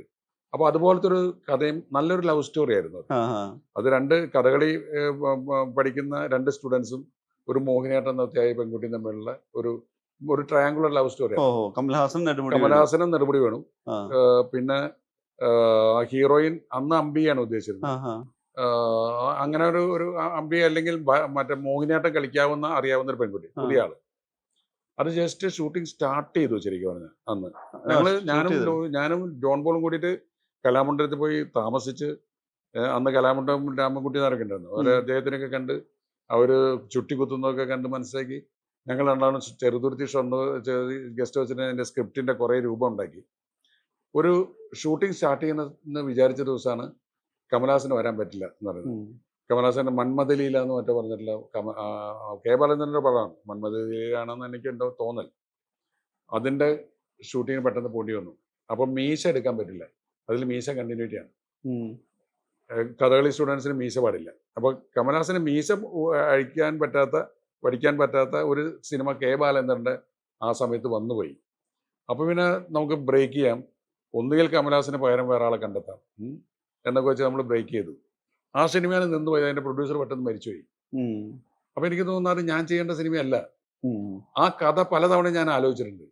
ആലോചിക്കുമ്പോൾ ഓരോ കാരണങ്ങൾ കൊണ്ട് അത് മുടങ്ങിപ്പോകും. അത് ഇപ്പോഴും ഇതുവരെ സിനിമ ആയിട്ടില്ല. അതൊരു ജോൺ പോളിന്റെ കഥയാണ്. അപ്പൊ ഞാൻ ജോണിന്റെ അടുത്ത് പറഞ്ഞാൽ വിട്ടേക്കാം. കാര്യം അത് ഏതോ ഒരു ശക്തി മുകളിൽ നിന്ന് നിയന്ത്രിക്കുന്നുണ്ടാവും. എൻ്റെ റൂട്ട് അതല്ല എന്ന് അദ്ദേഹത്തിന് അറിയുമായിരിക്കും. കുറുക്കൻ്റെ ഒരു കൊല്ലം കഴിഞ്ഞിട്ടാണ് പിന്നെ കുറുക്കൻ്റെ കല്യാണം ചെയ്യുന്നത്. അവിടെ നിന്ന് നമ്മൾ ഒരു ഹ്യൂമറാണ് എൻ്റെ പാത എന്ന് എനിക്ക് തോന്നുകയും ടി പി ബാലഗോപാലൻ എം എയിലാണ് മോഹൻലാലും ശ്രീനിവാസനും വിപിൻ മോഹനും എൻ്റെ കൂടെ വരുന്നത്. അവിടെ തൊട്ട് എൻ്റെ സിനിമയുടെ യഥാർത്ഥ റൂട്ട് ഞാൻ തന്നെ തിരിച്ചറിയുകയും ചെയ്തു. അതേസമയം തന്നെ ശ്രീനിയേട്ടനെ നിർബന്ധിച്ച്, ശ്രീനിയേട്ടൻ തന്നെ പറയുന്ന പ്രകാരം ശ്രീനിയേട്ടനെ എഴുതാൻ പ്രേരിപ്പിച്ചതും തിരക്കഥാകൃത്താക്കിയതിന്റെയും ഉത്തരവാദിത്തം കൂടി സത്യേട്ടന്റെ കാര്യത്തിലാണ്. അതെ അതെ. അതായത് ഞാൻ ശ്രീനിവാസന്റെ സിബി മലയിലിന്റെ ആദ്യത്തെ പടം മുത്താരം മുത്താരം പിയ്യം മുത്താരം പിയ്യ കണ്ടിട്ടാണ് ഞാൻ ശ്രീനിവാസന്റെ വലിയ ആരാധനായി പോയി. ഒറ്റ സിനിമയിൽ അന്ന് രസമുള്ള ഡയലോഗ്സും സാധനങ്ങളൊക്കെ ആയിട്ട് ആ സിനിമ കഴിഞ്ഞിട്ടാണ് ഞാൻ ശ്രീനിവാസനെ കോണ്ടാക്ട് ചെയ്യുന്നത്. അപ്പോൾ ശ്രീനിവാസൻ ഞാനൊരു ടെലഗ്രാം ചെയ്യാണ് ചെയ്തത്. അന്ന് മദ്രാസിൽ ഫോണില്ലല്ലോ. ടെലഗ്രാം ചെയ്തു. ആ ടെലഗ്രാമിന്റെ പുറത്ത് ശ്രീനിവാസൻ മദ്രാസിലെ വുഡ്ലാൻഡ്സ് ഹോട്ടലിൽ വന്നു. ആദ്യം തന്നെ എൻ്റെ അടുത്ത് ഡയലോഗ് പറഞ്ഞു. പുള്ളി പറഞ്ഞത്, ഞാൻ എഴുത്തുകാരനൊന്നല്ല, എനിക്ക് തിരക്കഥ എഴുതാനൊന്നും അറിഞ്ഞൂടാ. അപ്പം അതുകൊണ്ട് ഞങ്ങൾ പറഞ്ഞ നിലയ്ക്ക് ഞാൻ വന്നു എന്ന് മാത്രമേ ഉള്ളൂ. പ്രിയന്റെ കൂടെ ഞാൻ കുറച്ച് പടങ്ങൾ സഹകരിച്ചിട്ടുണ്ടെന്നല്ലാതെ അതെനിക്കൊരു റൈറ്റർ എനിക്ക് ധൈര്യമൊന്നുമില്ല. മുത്താരം കുന്നുപോയി എല്ലാവരും കൂടി ജഗദീഷൊക്കെ ഉണ്ടായിരുന്നു. അങ്ങനെ ഞാൻ ചെയ്തു മാത്രമേ ഉള്ളൂ. അപ്പൊ ഞാൻ പറഞ്ഞു, അല്ല എനിക്ക് ശ്രീനിവാസന്റെ ആ രീതി ഭയങ്കര ഇഷ്ടമായി. ഞാനൊരു ആശയം പറയാൻ തോന്നി. ആശയം മാത്രമാണ്, കഥ പിന്നെ ഉണ്ടാവുന്നത്. ഈ ടി പി ബാലഗോപാലൻ അമ്മയുടെ ആശയം പറഞ്ഞുകൊണ്ട് പുള്ളി പറഞ്ഞു, ഇത് നമുക്ക് ചെയ്യാന്ന് പറഞ്ഞു. അവിടെയാണ് ഈ എനത്തിനെ കണ്ടെത്തുക എന്ന് പറഞ്ഞ പോലെ തരക്കാരെ കണ്ടെത്തുക എന്ന് പറഞ്ഞ പോലെ ഞങ്ങൾ രണ്ട് പേരും തമ്മിലുള്ള ഒരു കെമിസ്ട്രി രൂപപ്പെടുന്ന അവിടെ നിന്നാണ്. കാരണം ഞാൻ ആഗ്രഹിക്കുന്ന ഒരു ആശയം ശ്രീനിവാസിനെ പെട്ടെന്ന് ഉൾക്കൊള്ളാൻ സാധിക്കുകയാണ്. അവിടെ നിന്നാണ് ഞങ്ങൾ ഒന്നിച്ച് ആ സിനിമ വർക്ക് ചെയ്യാനിരിക്കുന്നതും. ശ്രീനി അത് അവിസ്മരണീയമായ രീതിയിൽ, എന്നെ അതിശയിപ്പിക്കുന്ന രീതിയിൽ ഞങ്ങൾ രണ്ടുപേരും ഒന്നിച്ച് ഒരേ വഴിയിലൂടെ സഞ്ചരിച്ച് ആ സിനിമയും തുടർന്നുള്ള സിനിമകളും ഉണ്ടാക്കുന്നത്. ഈ ടി പി ബാലഗോപാലൻ മുതൽ ഞാൻ പ്രകാശം വരെ നോക്കിയാൽ ശ്രീനിയേട്ടൻ തന്നെ പറഞ്ഞ, സത്യൻ സാർ പറഞ്ഞിട്ടില്ല, ഇടത്തരക്കാരന്റെ പ്രാരാബ്ദം, രണ്ടറ്റവും കൂട്ടുമുട്ടിക്കാനുള്ള ശ്രമങ്ങള്, ധർമ്മസങ്കടങ്ങള്, ഇത് എല്ലാ കാലത്തും തൊഴിലില്ലായ്മയായിട്ടും മറ്റേതെങ്കിലും തരത്തിലുള്ള പ്രതിസന്ധിയായിട്ടും തുടർച്ചയായിട്ട് കൊണ്ടുപോയിട്ടുണ്ട്. അവിടെ ഒരു ആവർത്തന സ്വഭാവം അല്ലാത്ത പുതിയ പുതിയ കഥകളും ഇതാണ്. ഇത് നേരത്തെ പറഞ്ഞ പോലെ ഈ അവരവരുടെ ജീവിതത്തിൽ നിന്നും ഈ പറഞ്ഞ അനുഭവങ്ങളിൽ നിന്നൊക്കെ കൊണ്ടുവന്നതാണോ ഏറ്റവും കൂടുതൽ കഥാപാത്രങ്ങളും? നമ്മൾ ഈ ഒരു സംശയം ആ സമയത്ത് ഞങ്ങൾക്കുണ്ടായിരുന്നു. ഒരു പടം കഴിയുമ്പോൾ ഞാനും ശ്രീനും കൂടി ആലോചിക്കും, ഇടത്തരക്കാരുടെ കഥകളൊക്കെ നമ്മൾ പറഞ്ഞു കഴിഞ്ഞു, ഇനി വിഷയമില്ല കേട്ടോ എന്ന് പറയുമ്പോൾ ഒരു കാഞ്ചനയുടെ ക്യാരക്ടർ വരും. മനസ്സിലായില്ലേ? ആ കാഞ്ചനയുടെ ക്യാരക്ടർ നമുക്ക് പൊലിപ്പിച്ച് കഴിയുമ്പോൾ അതിൽ മാക്സിമം നമ്മുടെ അനുഭവങ്ങളും മറ്റുള്ള ഇന്നസെന്റിന്റെയും ശ്രീനിവാസിന്റെ ഒക്കെ അനുഭവങ്ങളൊക്കെ ചേർത്ത് അത് അങ്ങോട്ട് ഫില്ലാവും. അത് തീരുമ്പോൾ നമ്മൾ പറയുന്നത് വെച്ചാൽ, അയ്യോ ഇടത്തരക്കാരുടെ ജീവിതം കംപ്ലീറ്റ് പറഞ്ഞു കഴിഞ്ഞു, അപ്പൊ അപ്പുറത്ത് സന്ദേശം എന്നുള്ളൊരു വിഷയം വരും. മനസ്സിലായില്ലേ? അപ്പൊ കഥകൾ തീരുന്നില്ല, നമുക്ക് കണ്ടെത്തിയാൽ മതി. അതാണ് നമ്മൾ അങ്ങോട്ട് തേടി പോകുന്നതിന് പകരം നമ്മൾ ആകർഷിക്കുന്ന ഒരു സബ്ജക്റ്റ് ഉണ്ടായാൽ ആ സബ്ജക്റ്റിലേക്ക് വേണ്ട ചേരുവകൾ നമ്മുടെ ജീവിതത്തിൽ നിന്ന് വന്ന് ചേരാണ്. പക്ഷെ ജീവിത അനുഭവങ്ങൾ വേണം. നമ്മുടെ തന്നെ അനുഭവം വേണമെന്നില്ല, നമുക്കറിയാവുന്നവരുടെ അനുഭവങ്ങളാവാം, നമുക്ക് കണ്ട് പരിചയമുള്ളതായിരിക്കാം, നമ്മൾ വായിച്ചതായിരിക്കാം. ചില പഴയ അനുഭവങ്ങൾ പലണ്ട് പറഞ്ഞിട്ട് ചില ആൾക്കാർ വർഷങ്ങൾക്ക് ശേഷം നമുക്കത് സിനിമയിൽ ചേർക്കാൻ നമുക്ക് തോന്നും. ഇപ്പൊ മനസ്സിനക്കരെ എന്നുള്ള സിനിമയില് വാഗത്താനത്തേക്ക് കൊച്ചുദേശിനെയും കൊണ്ട് ജയറാമിന്റെ കഥ ഒരു പള്ളിയുടെ സ്റ്റെപ്സിൽ വെച്ചിട്ട് ഷീല ചേച്ചി പറയുന്നുണ്ട്, ഈ പടിക്കെട്ടിൽ വെച്ചിട്ടാണ് ഒരു കുർബാന കഴിഞ്ഞ് വരുമ്പോൾ മാത്തുക്കുട്ടി ചായൻ എന്നോട് ഇഷ്ടമാണെന്ന് പറയുന്നത്. വലിയ സ്റ്റെപ്സാണ്. അത് എത്ര വർഷങ്ങൾക്ക് മുമ്പ് 83 മറ്റോ ഞാൻ ഫ്രാൻസിൽ പോയി വെറുതെ ഒരു പണക്കം എന്ന് പറഞ്ഞ സിനിമ എടുക്കാൻ. അവിടുത്തെ ലൊക്കേഷൻസ് കണ്ട് മണ്ടന്മാർ ലണ്ടനിൽ കഴിഞ്ഞിട്ട് ആണ് വെറുതെ ഒരു പണക്കം. ആ സിനിമ അധികം ഓടിയില്ല. അപ്പോൾ അത് നെടുപടി വേണം പൂർണ്ണചാറാണ് അതിലെ കഥാപാത്രം. അപ്പോൾ അവിടെ അന്ന് ഞങ്ങൾ ലൊക്കേഷൻ നോക്കിയാൽ പാരീസ് ചർച്ച് ഉണ്ട്, വലിയ സ്റ്റെപ്സ്, നിറച്ച് സ്റ്റെപ്സ് ഉള്ളതാണ്. അപ്പോൾ അവിടെ നമ്മുടെ സ്പോൺസർ ഉണ്ട്. അത് പുള്ളി പറഞ്ഞു, ഇവിടെ വെച്ചിട്ട് ഈ പള്ളി വലിയ രസമുള്ള പള്ളിയാണ്. ഇവിടെ പണ്ട് ഇന്ദിരാഗാന്ധി പ്രധാനമന്ത്രിയായിട്ട് ആദ്യമായിട്ട് വന്ന ഒരു മീറ്റിംഗ് ചടങ്ങ് അവിടെ വെച്ചിട്ടാണ് നടന്നത്. ഇന്ദിരാഗാന്ധിയോട് ഫ്രാൻസുകാർക്ക് വലിയ താല്പര്യം ഉണ്ടായിരുന്നില്ല. പക്ഷേ ഇവിടെ വെച്ചിട്ടുള്ള അവരുടെ ഒറ്റ പ്രസംഗം കൊണ്ട് ഫ്രാൻസുകാർ മുഴുവൻ അവരുടെ ആരാധകരായി. അപ്പോൾ ഞാൻ എന്തായിരുന്നു അവർ പറഞ്ഞത്, ഇയാൾ കാഷ്വലായിട്ട് പറഞ്ഞാണ്. അവർ പറഞ്ഞു, എനിക്ക് പാരീസ് നഗരം മറക്കാനാവാത്തതാണ്. പാരീസ് നഗരത്തിലെ ഈ പള്ളിയിലെ ആ പടിക്കെട്ടുകൾ. കാരണം അന്ന് ജവഹർലാൽ നെഹ്റുവിൻ്റെ കൂടെ മുമ്പ് ഞങ്ങൾ പാരീസ് സന്ദർശിച്ചിട്ടുണ്ട്. അന്ന് കോൺഗ്രസിൻ്റെ യൂത്ത് കോൺഗ്രസിൻ്റെ ഒരു സംഘം ഒന്നിച്ചാണ് വന്നത്. ആ കൂട്ടത്തിൽ ഫിറോസ് ഗാന്ധി ഉണ്ടായിരുന്നു. ഈ സ്റ്റെപ്സിൽ വെച്ചിട്ടാണ് എന്നോട് ഫിറോസ് ആദ്യമായിട്ട് പ്രപ്പോസ് ചെയ്യുന്നത് എന്ന് ഇന്ദിരാഗാന്ധി പറയാണ്. അത് അന്ന് പറഞ്ഞ ഓർമ്മയാണ്. പിന്നെ മനസ്സിനക്കരയിൽ കൊച്ചു ദേശീയം കൊണ്ട് നമുക്ക് ജയറാമിൻ്റെ കഥാപാത്രം പോയപ്പോൾ ഞാൻ ആലോചിച്ചു, മാത്തുക്കുട്ടിച്ചായനെ കണ്ടത് ഇതുപോലെ പഠിക്കട്ടില്ലാണെന്ന് പറഞ്ഞു. അപ്പൊ ഇത് നമ്മൾ ആർജിക്കുന്ന ചില അറിവുകൾ, എവിടെന്നെങ്കിലും കിട്ടുന്ന ചില അനുഭവങ്ങൾ, അതൊക്കെ നമ്മുടെ പടത്തിലേക്ക് ഉപയോഗിക്കുമ്പോൾ അത് രസകരമായ സീനായി മാറുന്നു. അതൊരു വിഷ്വൽ. ഇപ്പൊ ഞാനത് പറയുന്ന കാരണം വെച്ച് കഴിഞ്ഞാൽ ഇതെല്ലാം ഒരു 20 വർഷത്തിന് ശേഷം ചേർത്ത് വെക്കുമ്പോൾ അതൊരു വിഷ്വൽ മെമ്മറി ആയി കിടക്കുമോ? അതിൽ നമ്മൾ ആക്ടറുടെ മെമ്മറി പോലെ പ്രധാനമാണല്ലോ. ഇതിലൊരു ആലോചനയില് നമ്മൾ ഓർത്തെടുത്ത് തിരിച്ചു കൊണ്ടുവന്ന് കറക്റ്റ് പ്ലേസ് ചെയ്യണം. അല്ല, അത് പക്ഷെ അത് ആ അനുഭവം കേൾക്കുമ്പോൾ ഇത് നാളെ ഒരു സിനിമയിൽ ഉൾപ്പെടുത്താമെന്ന് ഞാൻ ചിന്തിച്ചിട്ടേ ഇല്ല. പക്ഷെ അത് നമ്മുടെ മനസ്സിൽ കൊളുത്തിയ ഒരു അനുഭവമാണ്. ഇത്രയും വർഷങ്ങൾക്ക് ശേഷം 2003 ഇങ്ങനൊരു സിനിമ ചെയ്തപ്പോൾ ഇങ്ങനെ ഒരു സിറ്റുവേഷൻ വന്നപ്പോൾ ഈ ഓർമ്മ ചാടി വരികയാണ്. അതിനു മുമ്പുള്ള പല സിനിമകളുടെ സമയത്ത് വന്നിട്ടില്ല. കാര്യം അവിടേക്കൊന്നും ഇത് ആവശ്യം വന്നിട്ടില്ല. ആവശ്യം വരുന്ന സ്ഥലം വരുമ്പോൾ നമ്മുടെ ചെറിയ പഴയ അനുഭവങ്ങൾ, പഴയ ഓർമ്മകൾ കടന്നു വരികയാണ്. അപ്പൊ നമുക്ക് അറിഞ്ഞൂടാ, ഈ കുറെയൊക്കെ നമ്മൾ ബോധപൂർവം അറിഞ്ഞും കുറെ നമ്മൾ അറിവില്ലാതെ നമുക്ക് അറിയാതെ വന്ന് ചേരുന്നതാണ് നല്ല സിനിമയ്ക്ക് ഉണ്ടാകുന്ന ചേരുവകൾ എന്നാണ് ഞാൻ വിശ്വസിക്കുന്നത്. അതെ. ഈ ഒരു 2010 ഞാൻ സത്യൻ സാറിന് ഇന്റർവ്യൂ ചെയ്യുന്ന സമയത്ത് അന്ന് ഈ വീട്ടില് മറ്റു 2 സംവിധായകരില്ല. അപ്പൊ അന്ന് ഞാൻ ചോദിച്ച സമയത്ത് പറഞ്ഞിരുന്ന ഒരാള് വിപ്രോയില് ഇത് ചെയ്യാണ്, 2010 കറക്റ്റ് ഓർമ്മയില്ല. പിന്നെ ഒരാള് NAD ഇത് കിട്ടുകയാണെന്ന് പറയുന്നത്. പിന്നീട് ഒരു വർഷം കഴിയുമ്പോൾ NAD അനൂപിന്റെ വർക്ക് പുറത്തു വരുന്നുണ്ട്, അതിന് അച്ചീവ്മെന്റ്സ് കിട്ടുന്നുണ്ട്. പിന്നാലെ അനൂപ് ആദ്യമായിട്ട് സിനിമയിൽ വരുന്നു. അപ്പം സിനിമയുടെ പശ്ചാത്തലത്തിലേക്ക് വരാൻ നിശ്ചയിച്ചിട്ടില്ല, അല്ലെങ്കിൽ അതിന്റെ സൂചനകളൊന്നും നൽകാത്ത 2 പേര് സിനിമയിൽ എത്തുന്നു, ഭയങ്കര സക്സസ്ഫുൾ ആവുന്നു, ഒരു തുടർച്ച ഉണ്ടാക്കുന്നു. എഴുത്തിലും അവര് തന്നെയാണ് എഴുതുന്നത്, മറ്റു റൈറ്റേഴ്സിനെ ഡിപ്പെൻഡ് ചെയ്യുന്നില്ല എന്നുള്ളത്. അത് ശരിക്കും അത് ഭയങ്കര സർപ്രൈസിങ് സംഗതിയായിരുന്നില്ലേ? ഒരിക്കലും സാറ് ശരിക്കും ഇവര് സിനിമയിൽ എത്തുന്ന ആഗ്രഹിക്കുകയോ അല്ലെങ്കിൽ അങ്ങനെ ഒരു പ്ലാനോ ഉണ്ടായിരുന്നില്ല. അതിനുവേണ്ടി ഞാൻ ശ്രമിച്ചിട്ടില്ല എന്ന് മാത്രമല്ല, അവര് ഈ വഴിക്ക് വരണമെന്ന് എനിക്ക് താല്പര്യം ഉണ്ടായിരുന്നില്ല. കാരണം വെച്ചാല് ഒന്ന്, സിനിമ എന്ന് പറയുന്നത് ഒരു ചെറിയ അരക്ഷിതാവസ്ഥയില്ല. സിനിമ എത്ര കഴിവുണ്ടായാലും വളരെ അപൂർവം പേരാണ് രക്ഷപ്പെടുന്നത്. പിന്നെ അതിനു വേണ്ടിയിട്ടുള്ള ഒരു തയ്യാറെടുപ്പ്, കാത്തിരിപ്പ്, ക്ഷമ, ഇതൊക്കെ വേണം. അവര് ശരിക്കും പറഞ്ഞാൽ കമ്പ്യൂട്ടർ എഞ്ചിനീയേഴ്സ് ആയിട്ട് വിപ്രോയിൽ 2 ആൾക്കും ജോലി കിട്ടിയപ്പോൾ ഞാൻ ഹാപ്പി. 3 മക്കളാണ് എനിക്ക്. അരുൺ രാജഗിരിയിൽ നിന്ന് MBA കഴിഞ്ഞിട്ട് അവൻ നേരെ നെറോളക് പെയിൻസിൽ ജോലിക്ക് കയറി. അവിടുത്തെ അതിൻ്റെ കോഴിക്കോട് ഏരിയ മാനേജറൊക്കെ ആയി, ബ്രിട്ടീഷ് പെയിൻസിൻ്റെ. ഇവർ 2 പേരും വിപ്രോയിൽ ജോലിക്ക് കയറിയപ്പോൾ ഞാനും എൻ്റെ ഭാര്യയും ഹാപ്പി. കാര്യം 3 പേർക്കും നല്ല സാലറിയിൽ ഉദ്യോഗമായി, പിന്നെ വേറെ ടെൻഷനില്ല. പക്ഷെ ഇവർക്ക് 2 പേർക്കും സിനിമ ഒരു ക്രൈസ് ഉണ്ടായിരുന്നു. അത് എൻ്റെ അടുത്ത് അധികം പറയാൻ അവർ ധൈര്യപ്പെട്ടിരുന്നില്ല.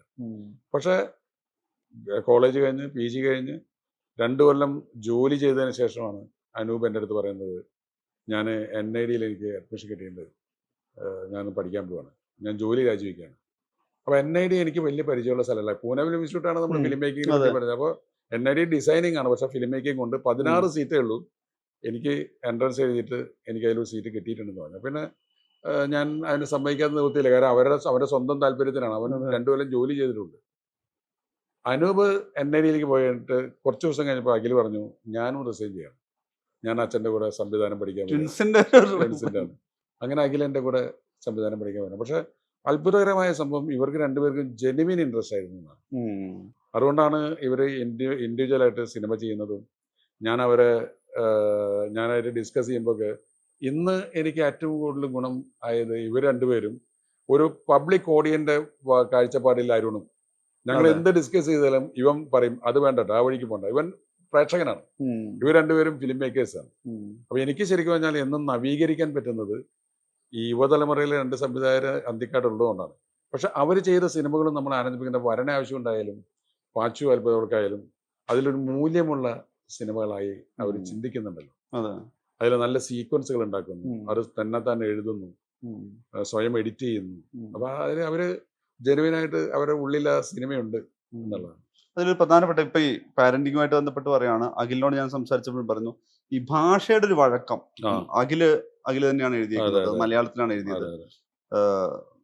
അനൂപ് തന്നെയാണ് എഴുതിയത്. നമുക്ക് പലപ്പോഴും ഇപ്പം ഇംഗ്ലീഷ്, അതായത് മലയാള ഭാഷയുടെ വഴക്കം കുറഞ്ഞു പോകുന്നു എന്നുള്ളത് ഒരു പ്രധാനപ്പെട്ട സാധനമാണ്. നമ്മുടെ ഏറ്റവും വലിയ ദൗർലഭ്യമായിട്ട് എല്ലാ കാലത്തും പറയുന്നത് തിരക്കഥകൾ ഉണ്ടാക്കാൻ പറ്റുന്നില്ല, അല്ലെങ്കിൽ ഫിലിം മേക്കേഴ്സ് പറ്റുന്ന തിരക്കഥ കിട്ടാത്തതുകൊണ്ടാണ് സിനിമ വൈകുന്നതെന്ന് പല ക്രാഫ്റ്റ്മാൻഷിപ്പ് ഉള്ള ആളുകളും പറയുന്നുണ്ട്. ഇവിടെ ഇവർ മലയാളം മീഡിയത്തിലാണ് പഠിച്ചത്. പിന്നെ അവരെ ഒരു സാഹിത്യ അഭിരുചി ഉള്ള ആളുകളായിട്ട് വളർത്താൻ ശ്രമിച്ചു എന്നുള്ളത് ഈ പറഞ്ഞ ഫിലിം മേക്കർ ആവുന്നതിന് അവർക്കൊരു ഒരു ധൈര്യം കൊടുത്ത സംഗതിയായിട്ട് തോന്നിയിട്ടുണ്ടോ? ഉണ്ട്. അതായത് ഞാൻ പറഞ്ഞില്ല, ഇപ്പൊ മലയാളം മീഡിയത്തിൽ അന്തിക്കാട് അതിനുള്ള സൗകര്യങ്ങളേ ഉള്ളൂ. അന്തിക്കാട് എന്ന് പറഞ്ഞാൽ തൃശ്ശൂരിൽ നിന്ന് 16 കിലോമീറ്റർ ദൂരമുള്ള ഒരു പക്കാ ഗ്രാമമാണ്. ഇപ്പോഴും വലിയ ഗ്രാമത്തിന്റെ മുഖം മാറിയിട്ടില്ലാത്തൊരു നാടാണ്. അപ്പൊ ഇവിടെ നിന്ന് പോകാനായിട്ട് വരുന്ന ഏറ്റവും സൗകര്യം അന്തിക്കാട് ഗവൺമെന്റ് സ്കൂളാണ്. ഞാനൊക്കെ പഠിച്ച അവിടെയാണ്. അപ്പം എൻ്റെ ഭാര്യ പറഞ്ഞു നമുക്ക് അവിടെ ചേർക്കാം. കാര്യം അല്ലെങ്കിൽ ഞാൻ തൃശ്ശൂർക്ക് താമസം മാറണം, അതല്ലെങ്കിൽ ഇംഗ്ലീഷ് മലയാളത്തിൽ പഠിപ്പിക്കുന്ന ഇംഗ്ലീഷ് മീഡിയം സ്കൂളുകളിൽ പോകണം. അതിന് നല്ലത് അവരിവിടെ പഠിച്ചോട്ടെ വിചാരിച്ചു. അപ്പോൾ അതുകൊണ്ട് കിട്ടിയ ഗുണം എന്ന് വെച്ചാൽ ഇവർ മലയാളം ഭാഷയാണ് അവർ പഠിച്ചത്. ഇംഗ്ലീഷിനെ പറ്റി അവർക്ക് അധികം പറ്റി അറിയില്ല. അപ്പോൾ അവർക്ക് ശ്രീനിവാസൻ എൻ്റെ പറഞ്ഞാൽ അവർ ഇംഗ്ലീഷ് പഠിപ്പിക്കണം. ഞാൻ ഇംഗ്ലീഷ് കിട്ടിയോളും, മലയാളമാണല്ലോ നമ്മുടെ മാതൃഭാഷ. അപ്പോൾ അവർ മലയാളത്തിൽ ചിന്തിക്കാനും, അതിൻ്റെ കൂടെ തന്നെ എൻ്റെ വീട്ടിൽ ഞാൻ വായിക്കുന്ന പുസ്തകങ്ങളുണ്ട് ഇവിടെ. അത് ബഷീറിൻ്റെ ഉണ്ടാവും, പൊറ്റക്കാടിൻ്റെ ഉണ്ടാവും, MT ഉണ്ടാവും. ഇതൊക്കെ ഒരു മറിച്ച് നോക്കി വായിച്ച് വരിക. ഇവർക്ക് വായനയിൽ താല്പര്യം ഉണ്ടാവുകയും, എനിക്ക് തോന്നുന്നു 10ാം ക്ലാസ് കഴിയുമ്പോഴേക്കും അവർ ബഷീറും MT മാധവിക്കുട്ടിയൊക്കെ വായിച്ചു തുടങ്ങി. പൊറ്റക്കാടിൻ്റെ കഥകളും കാരൂറിൻ്റെ കഥകളൊക്കെ അവർ വായിച്ചിട്ടുണ്ട്. എല്ലാമല്ല, എന്നാലും അതിനോടൊരു താല്പര്യം അവർ ജനിപ്പിച്ചു കഴിഞ്ഞു. പിന്നെ +2 കഴിഞ്ഞു, കോളേജിൽ പോയി, PG കഴിഞ്ഞു, വിപ്രോയിൽ ട്രെയിനിങ്ങിന് പോയി, ജോലിക്ക് പോയി. അവർ ഇംഗ്ലീഷും മറ്റ് ജീവിത സാഹചര്യങ്ങളും അവരുടെ കയ്യിലേക്ക് വന്നു ചേർന്നു.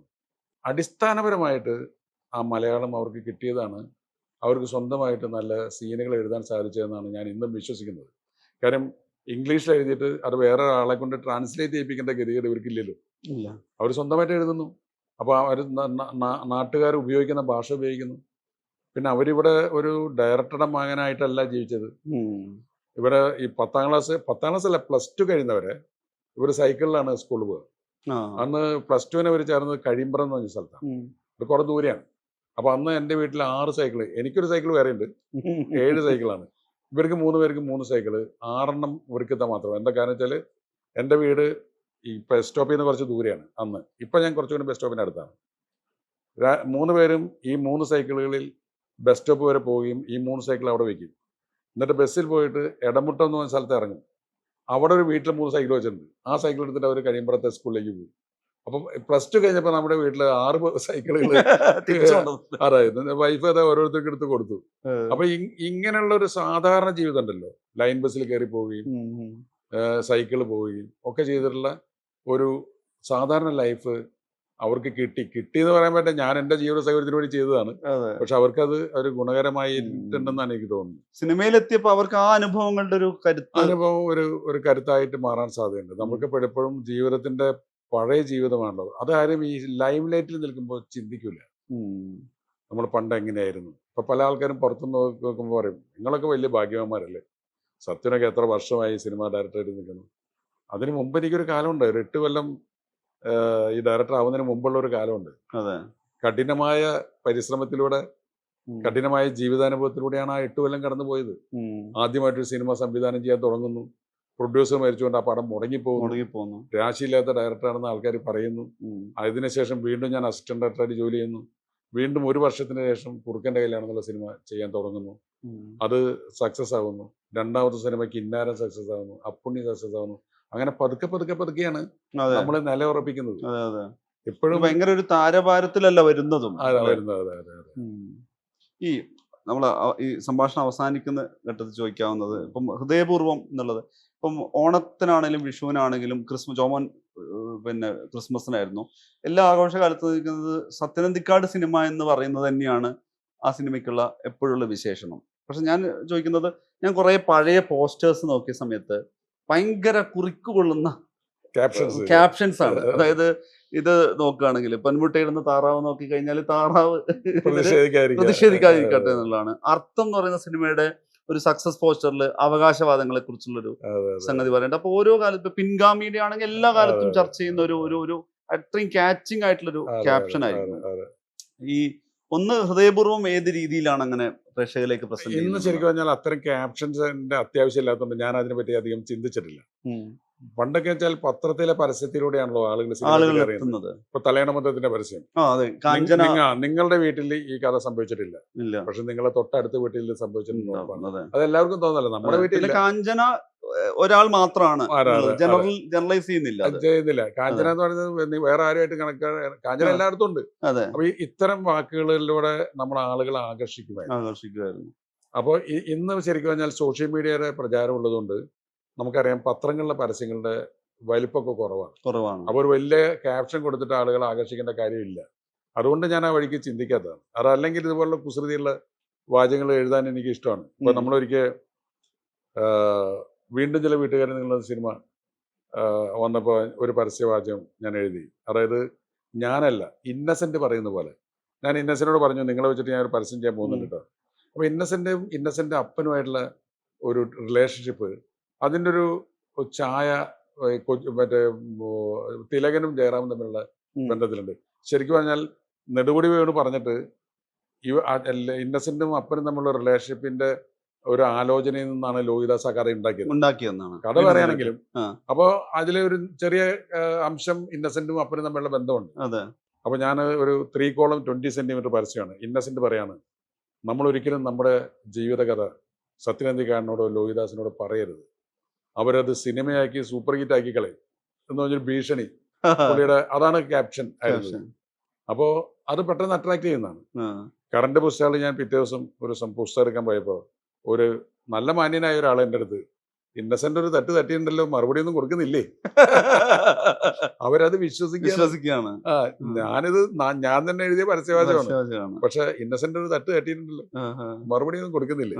അപ്പൊ അത്രത്തോളം പരസ്യം ക്യാച്ച് ചെയ്തിരുന്നു അന്ന്. ആളുകളുടെ വായനയും പിന്നെ അന്നത്തെ ഇന്നേത് സിനിമ എന്നുള്ളത് നോക്കാൻ പത്രത്തെ ആദ്യമായി ആശ്രയിക്കുന്ന ഒരു സംഗതി ഉണ്ടാവും.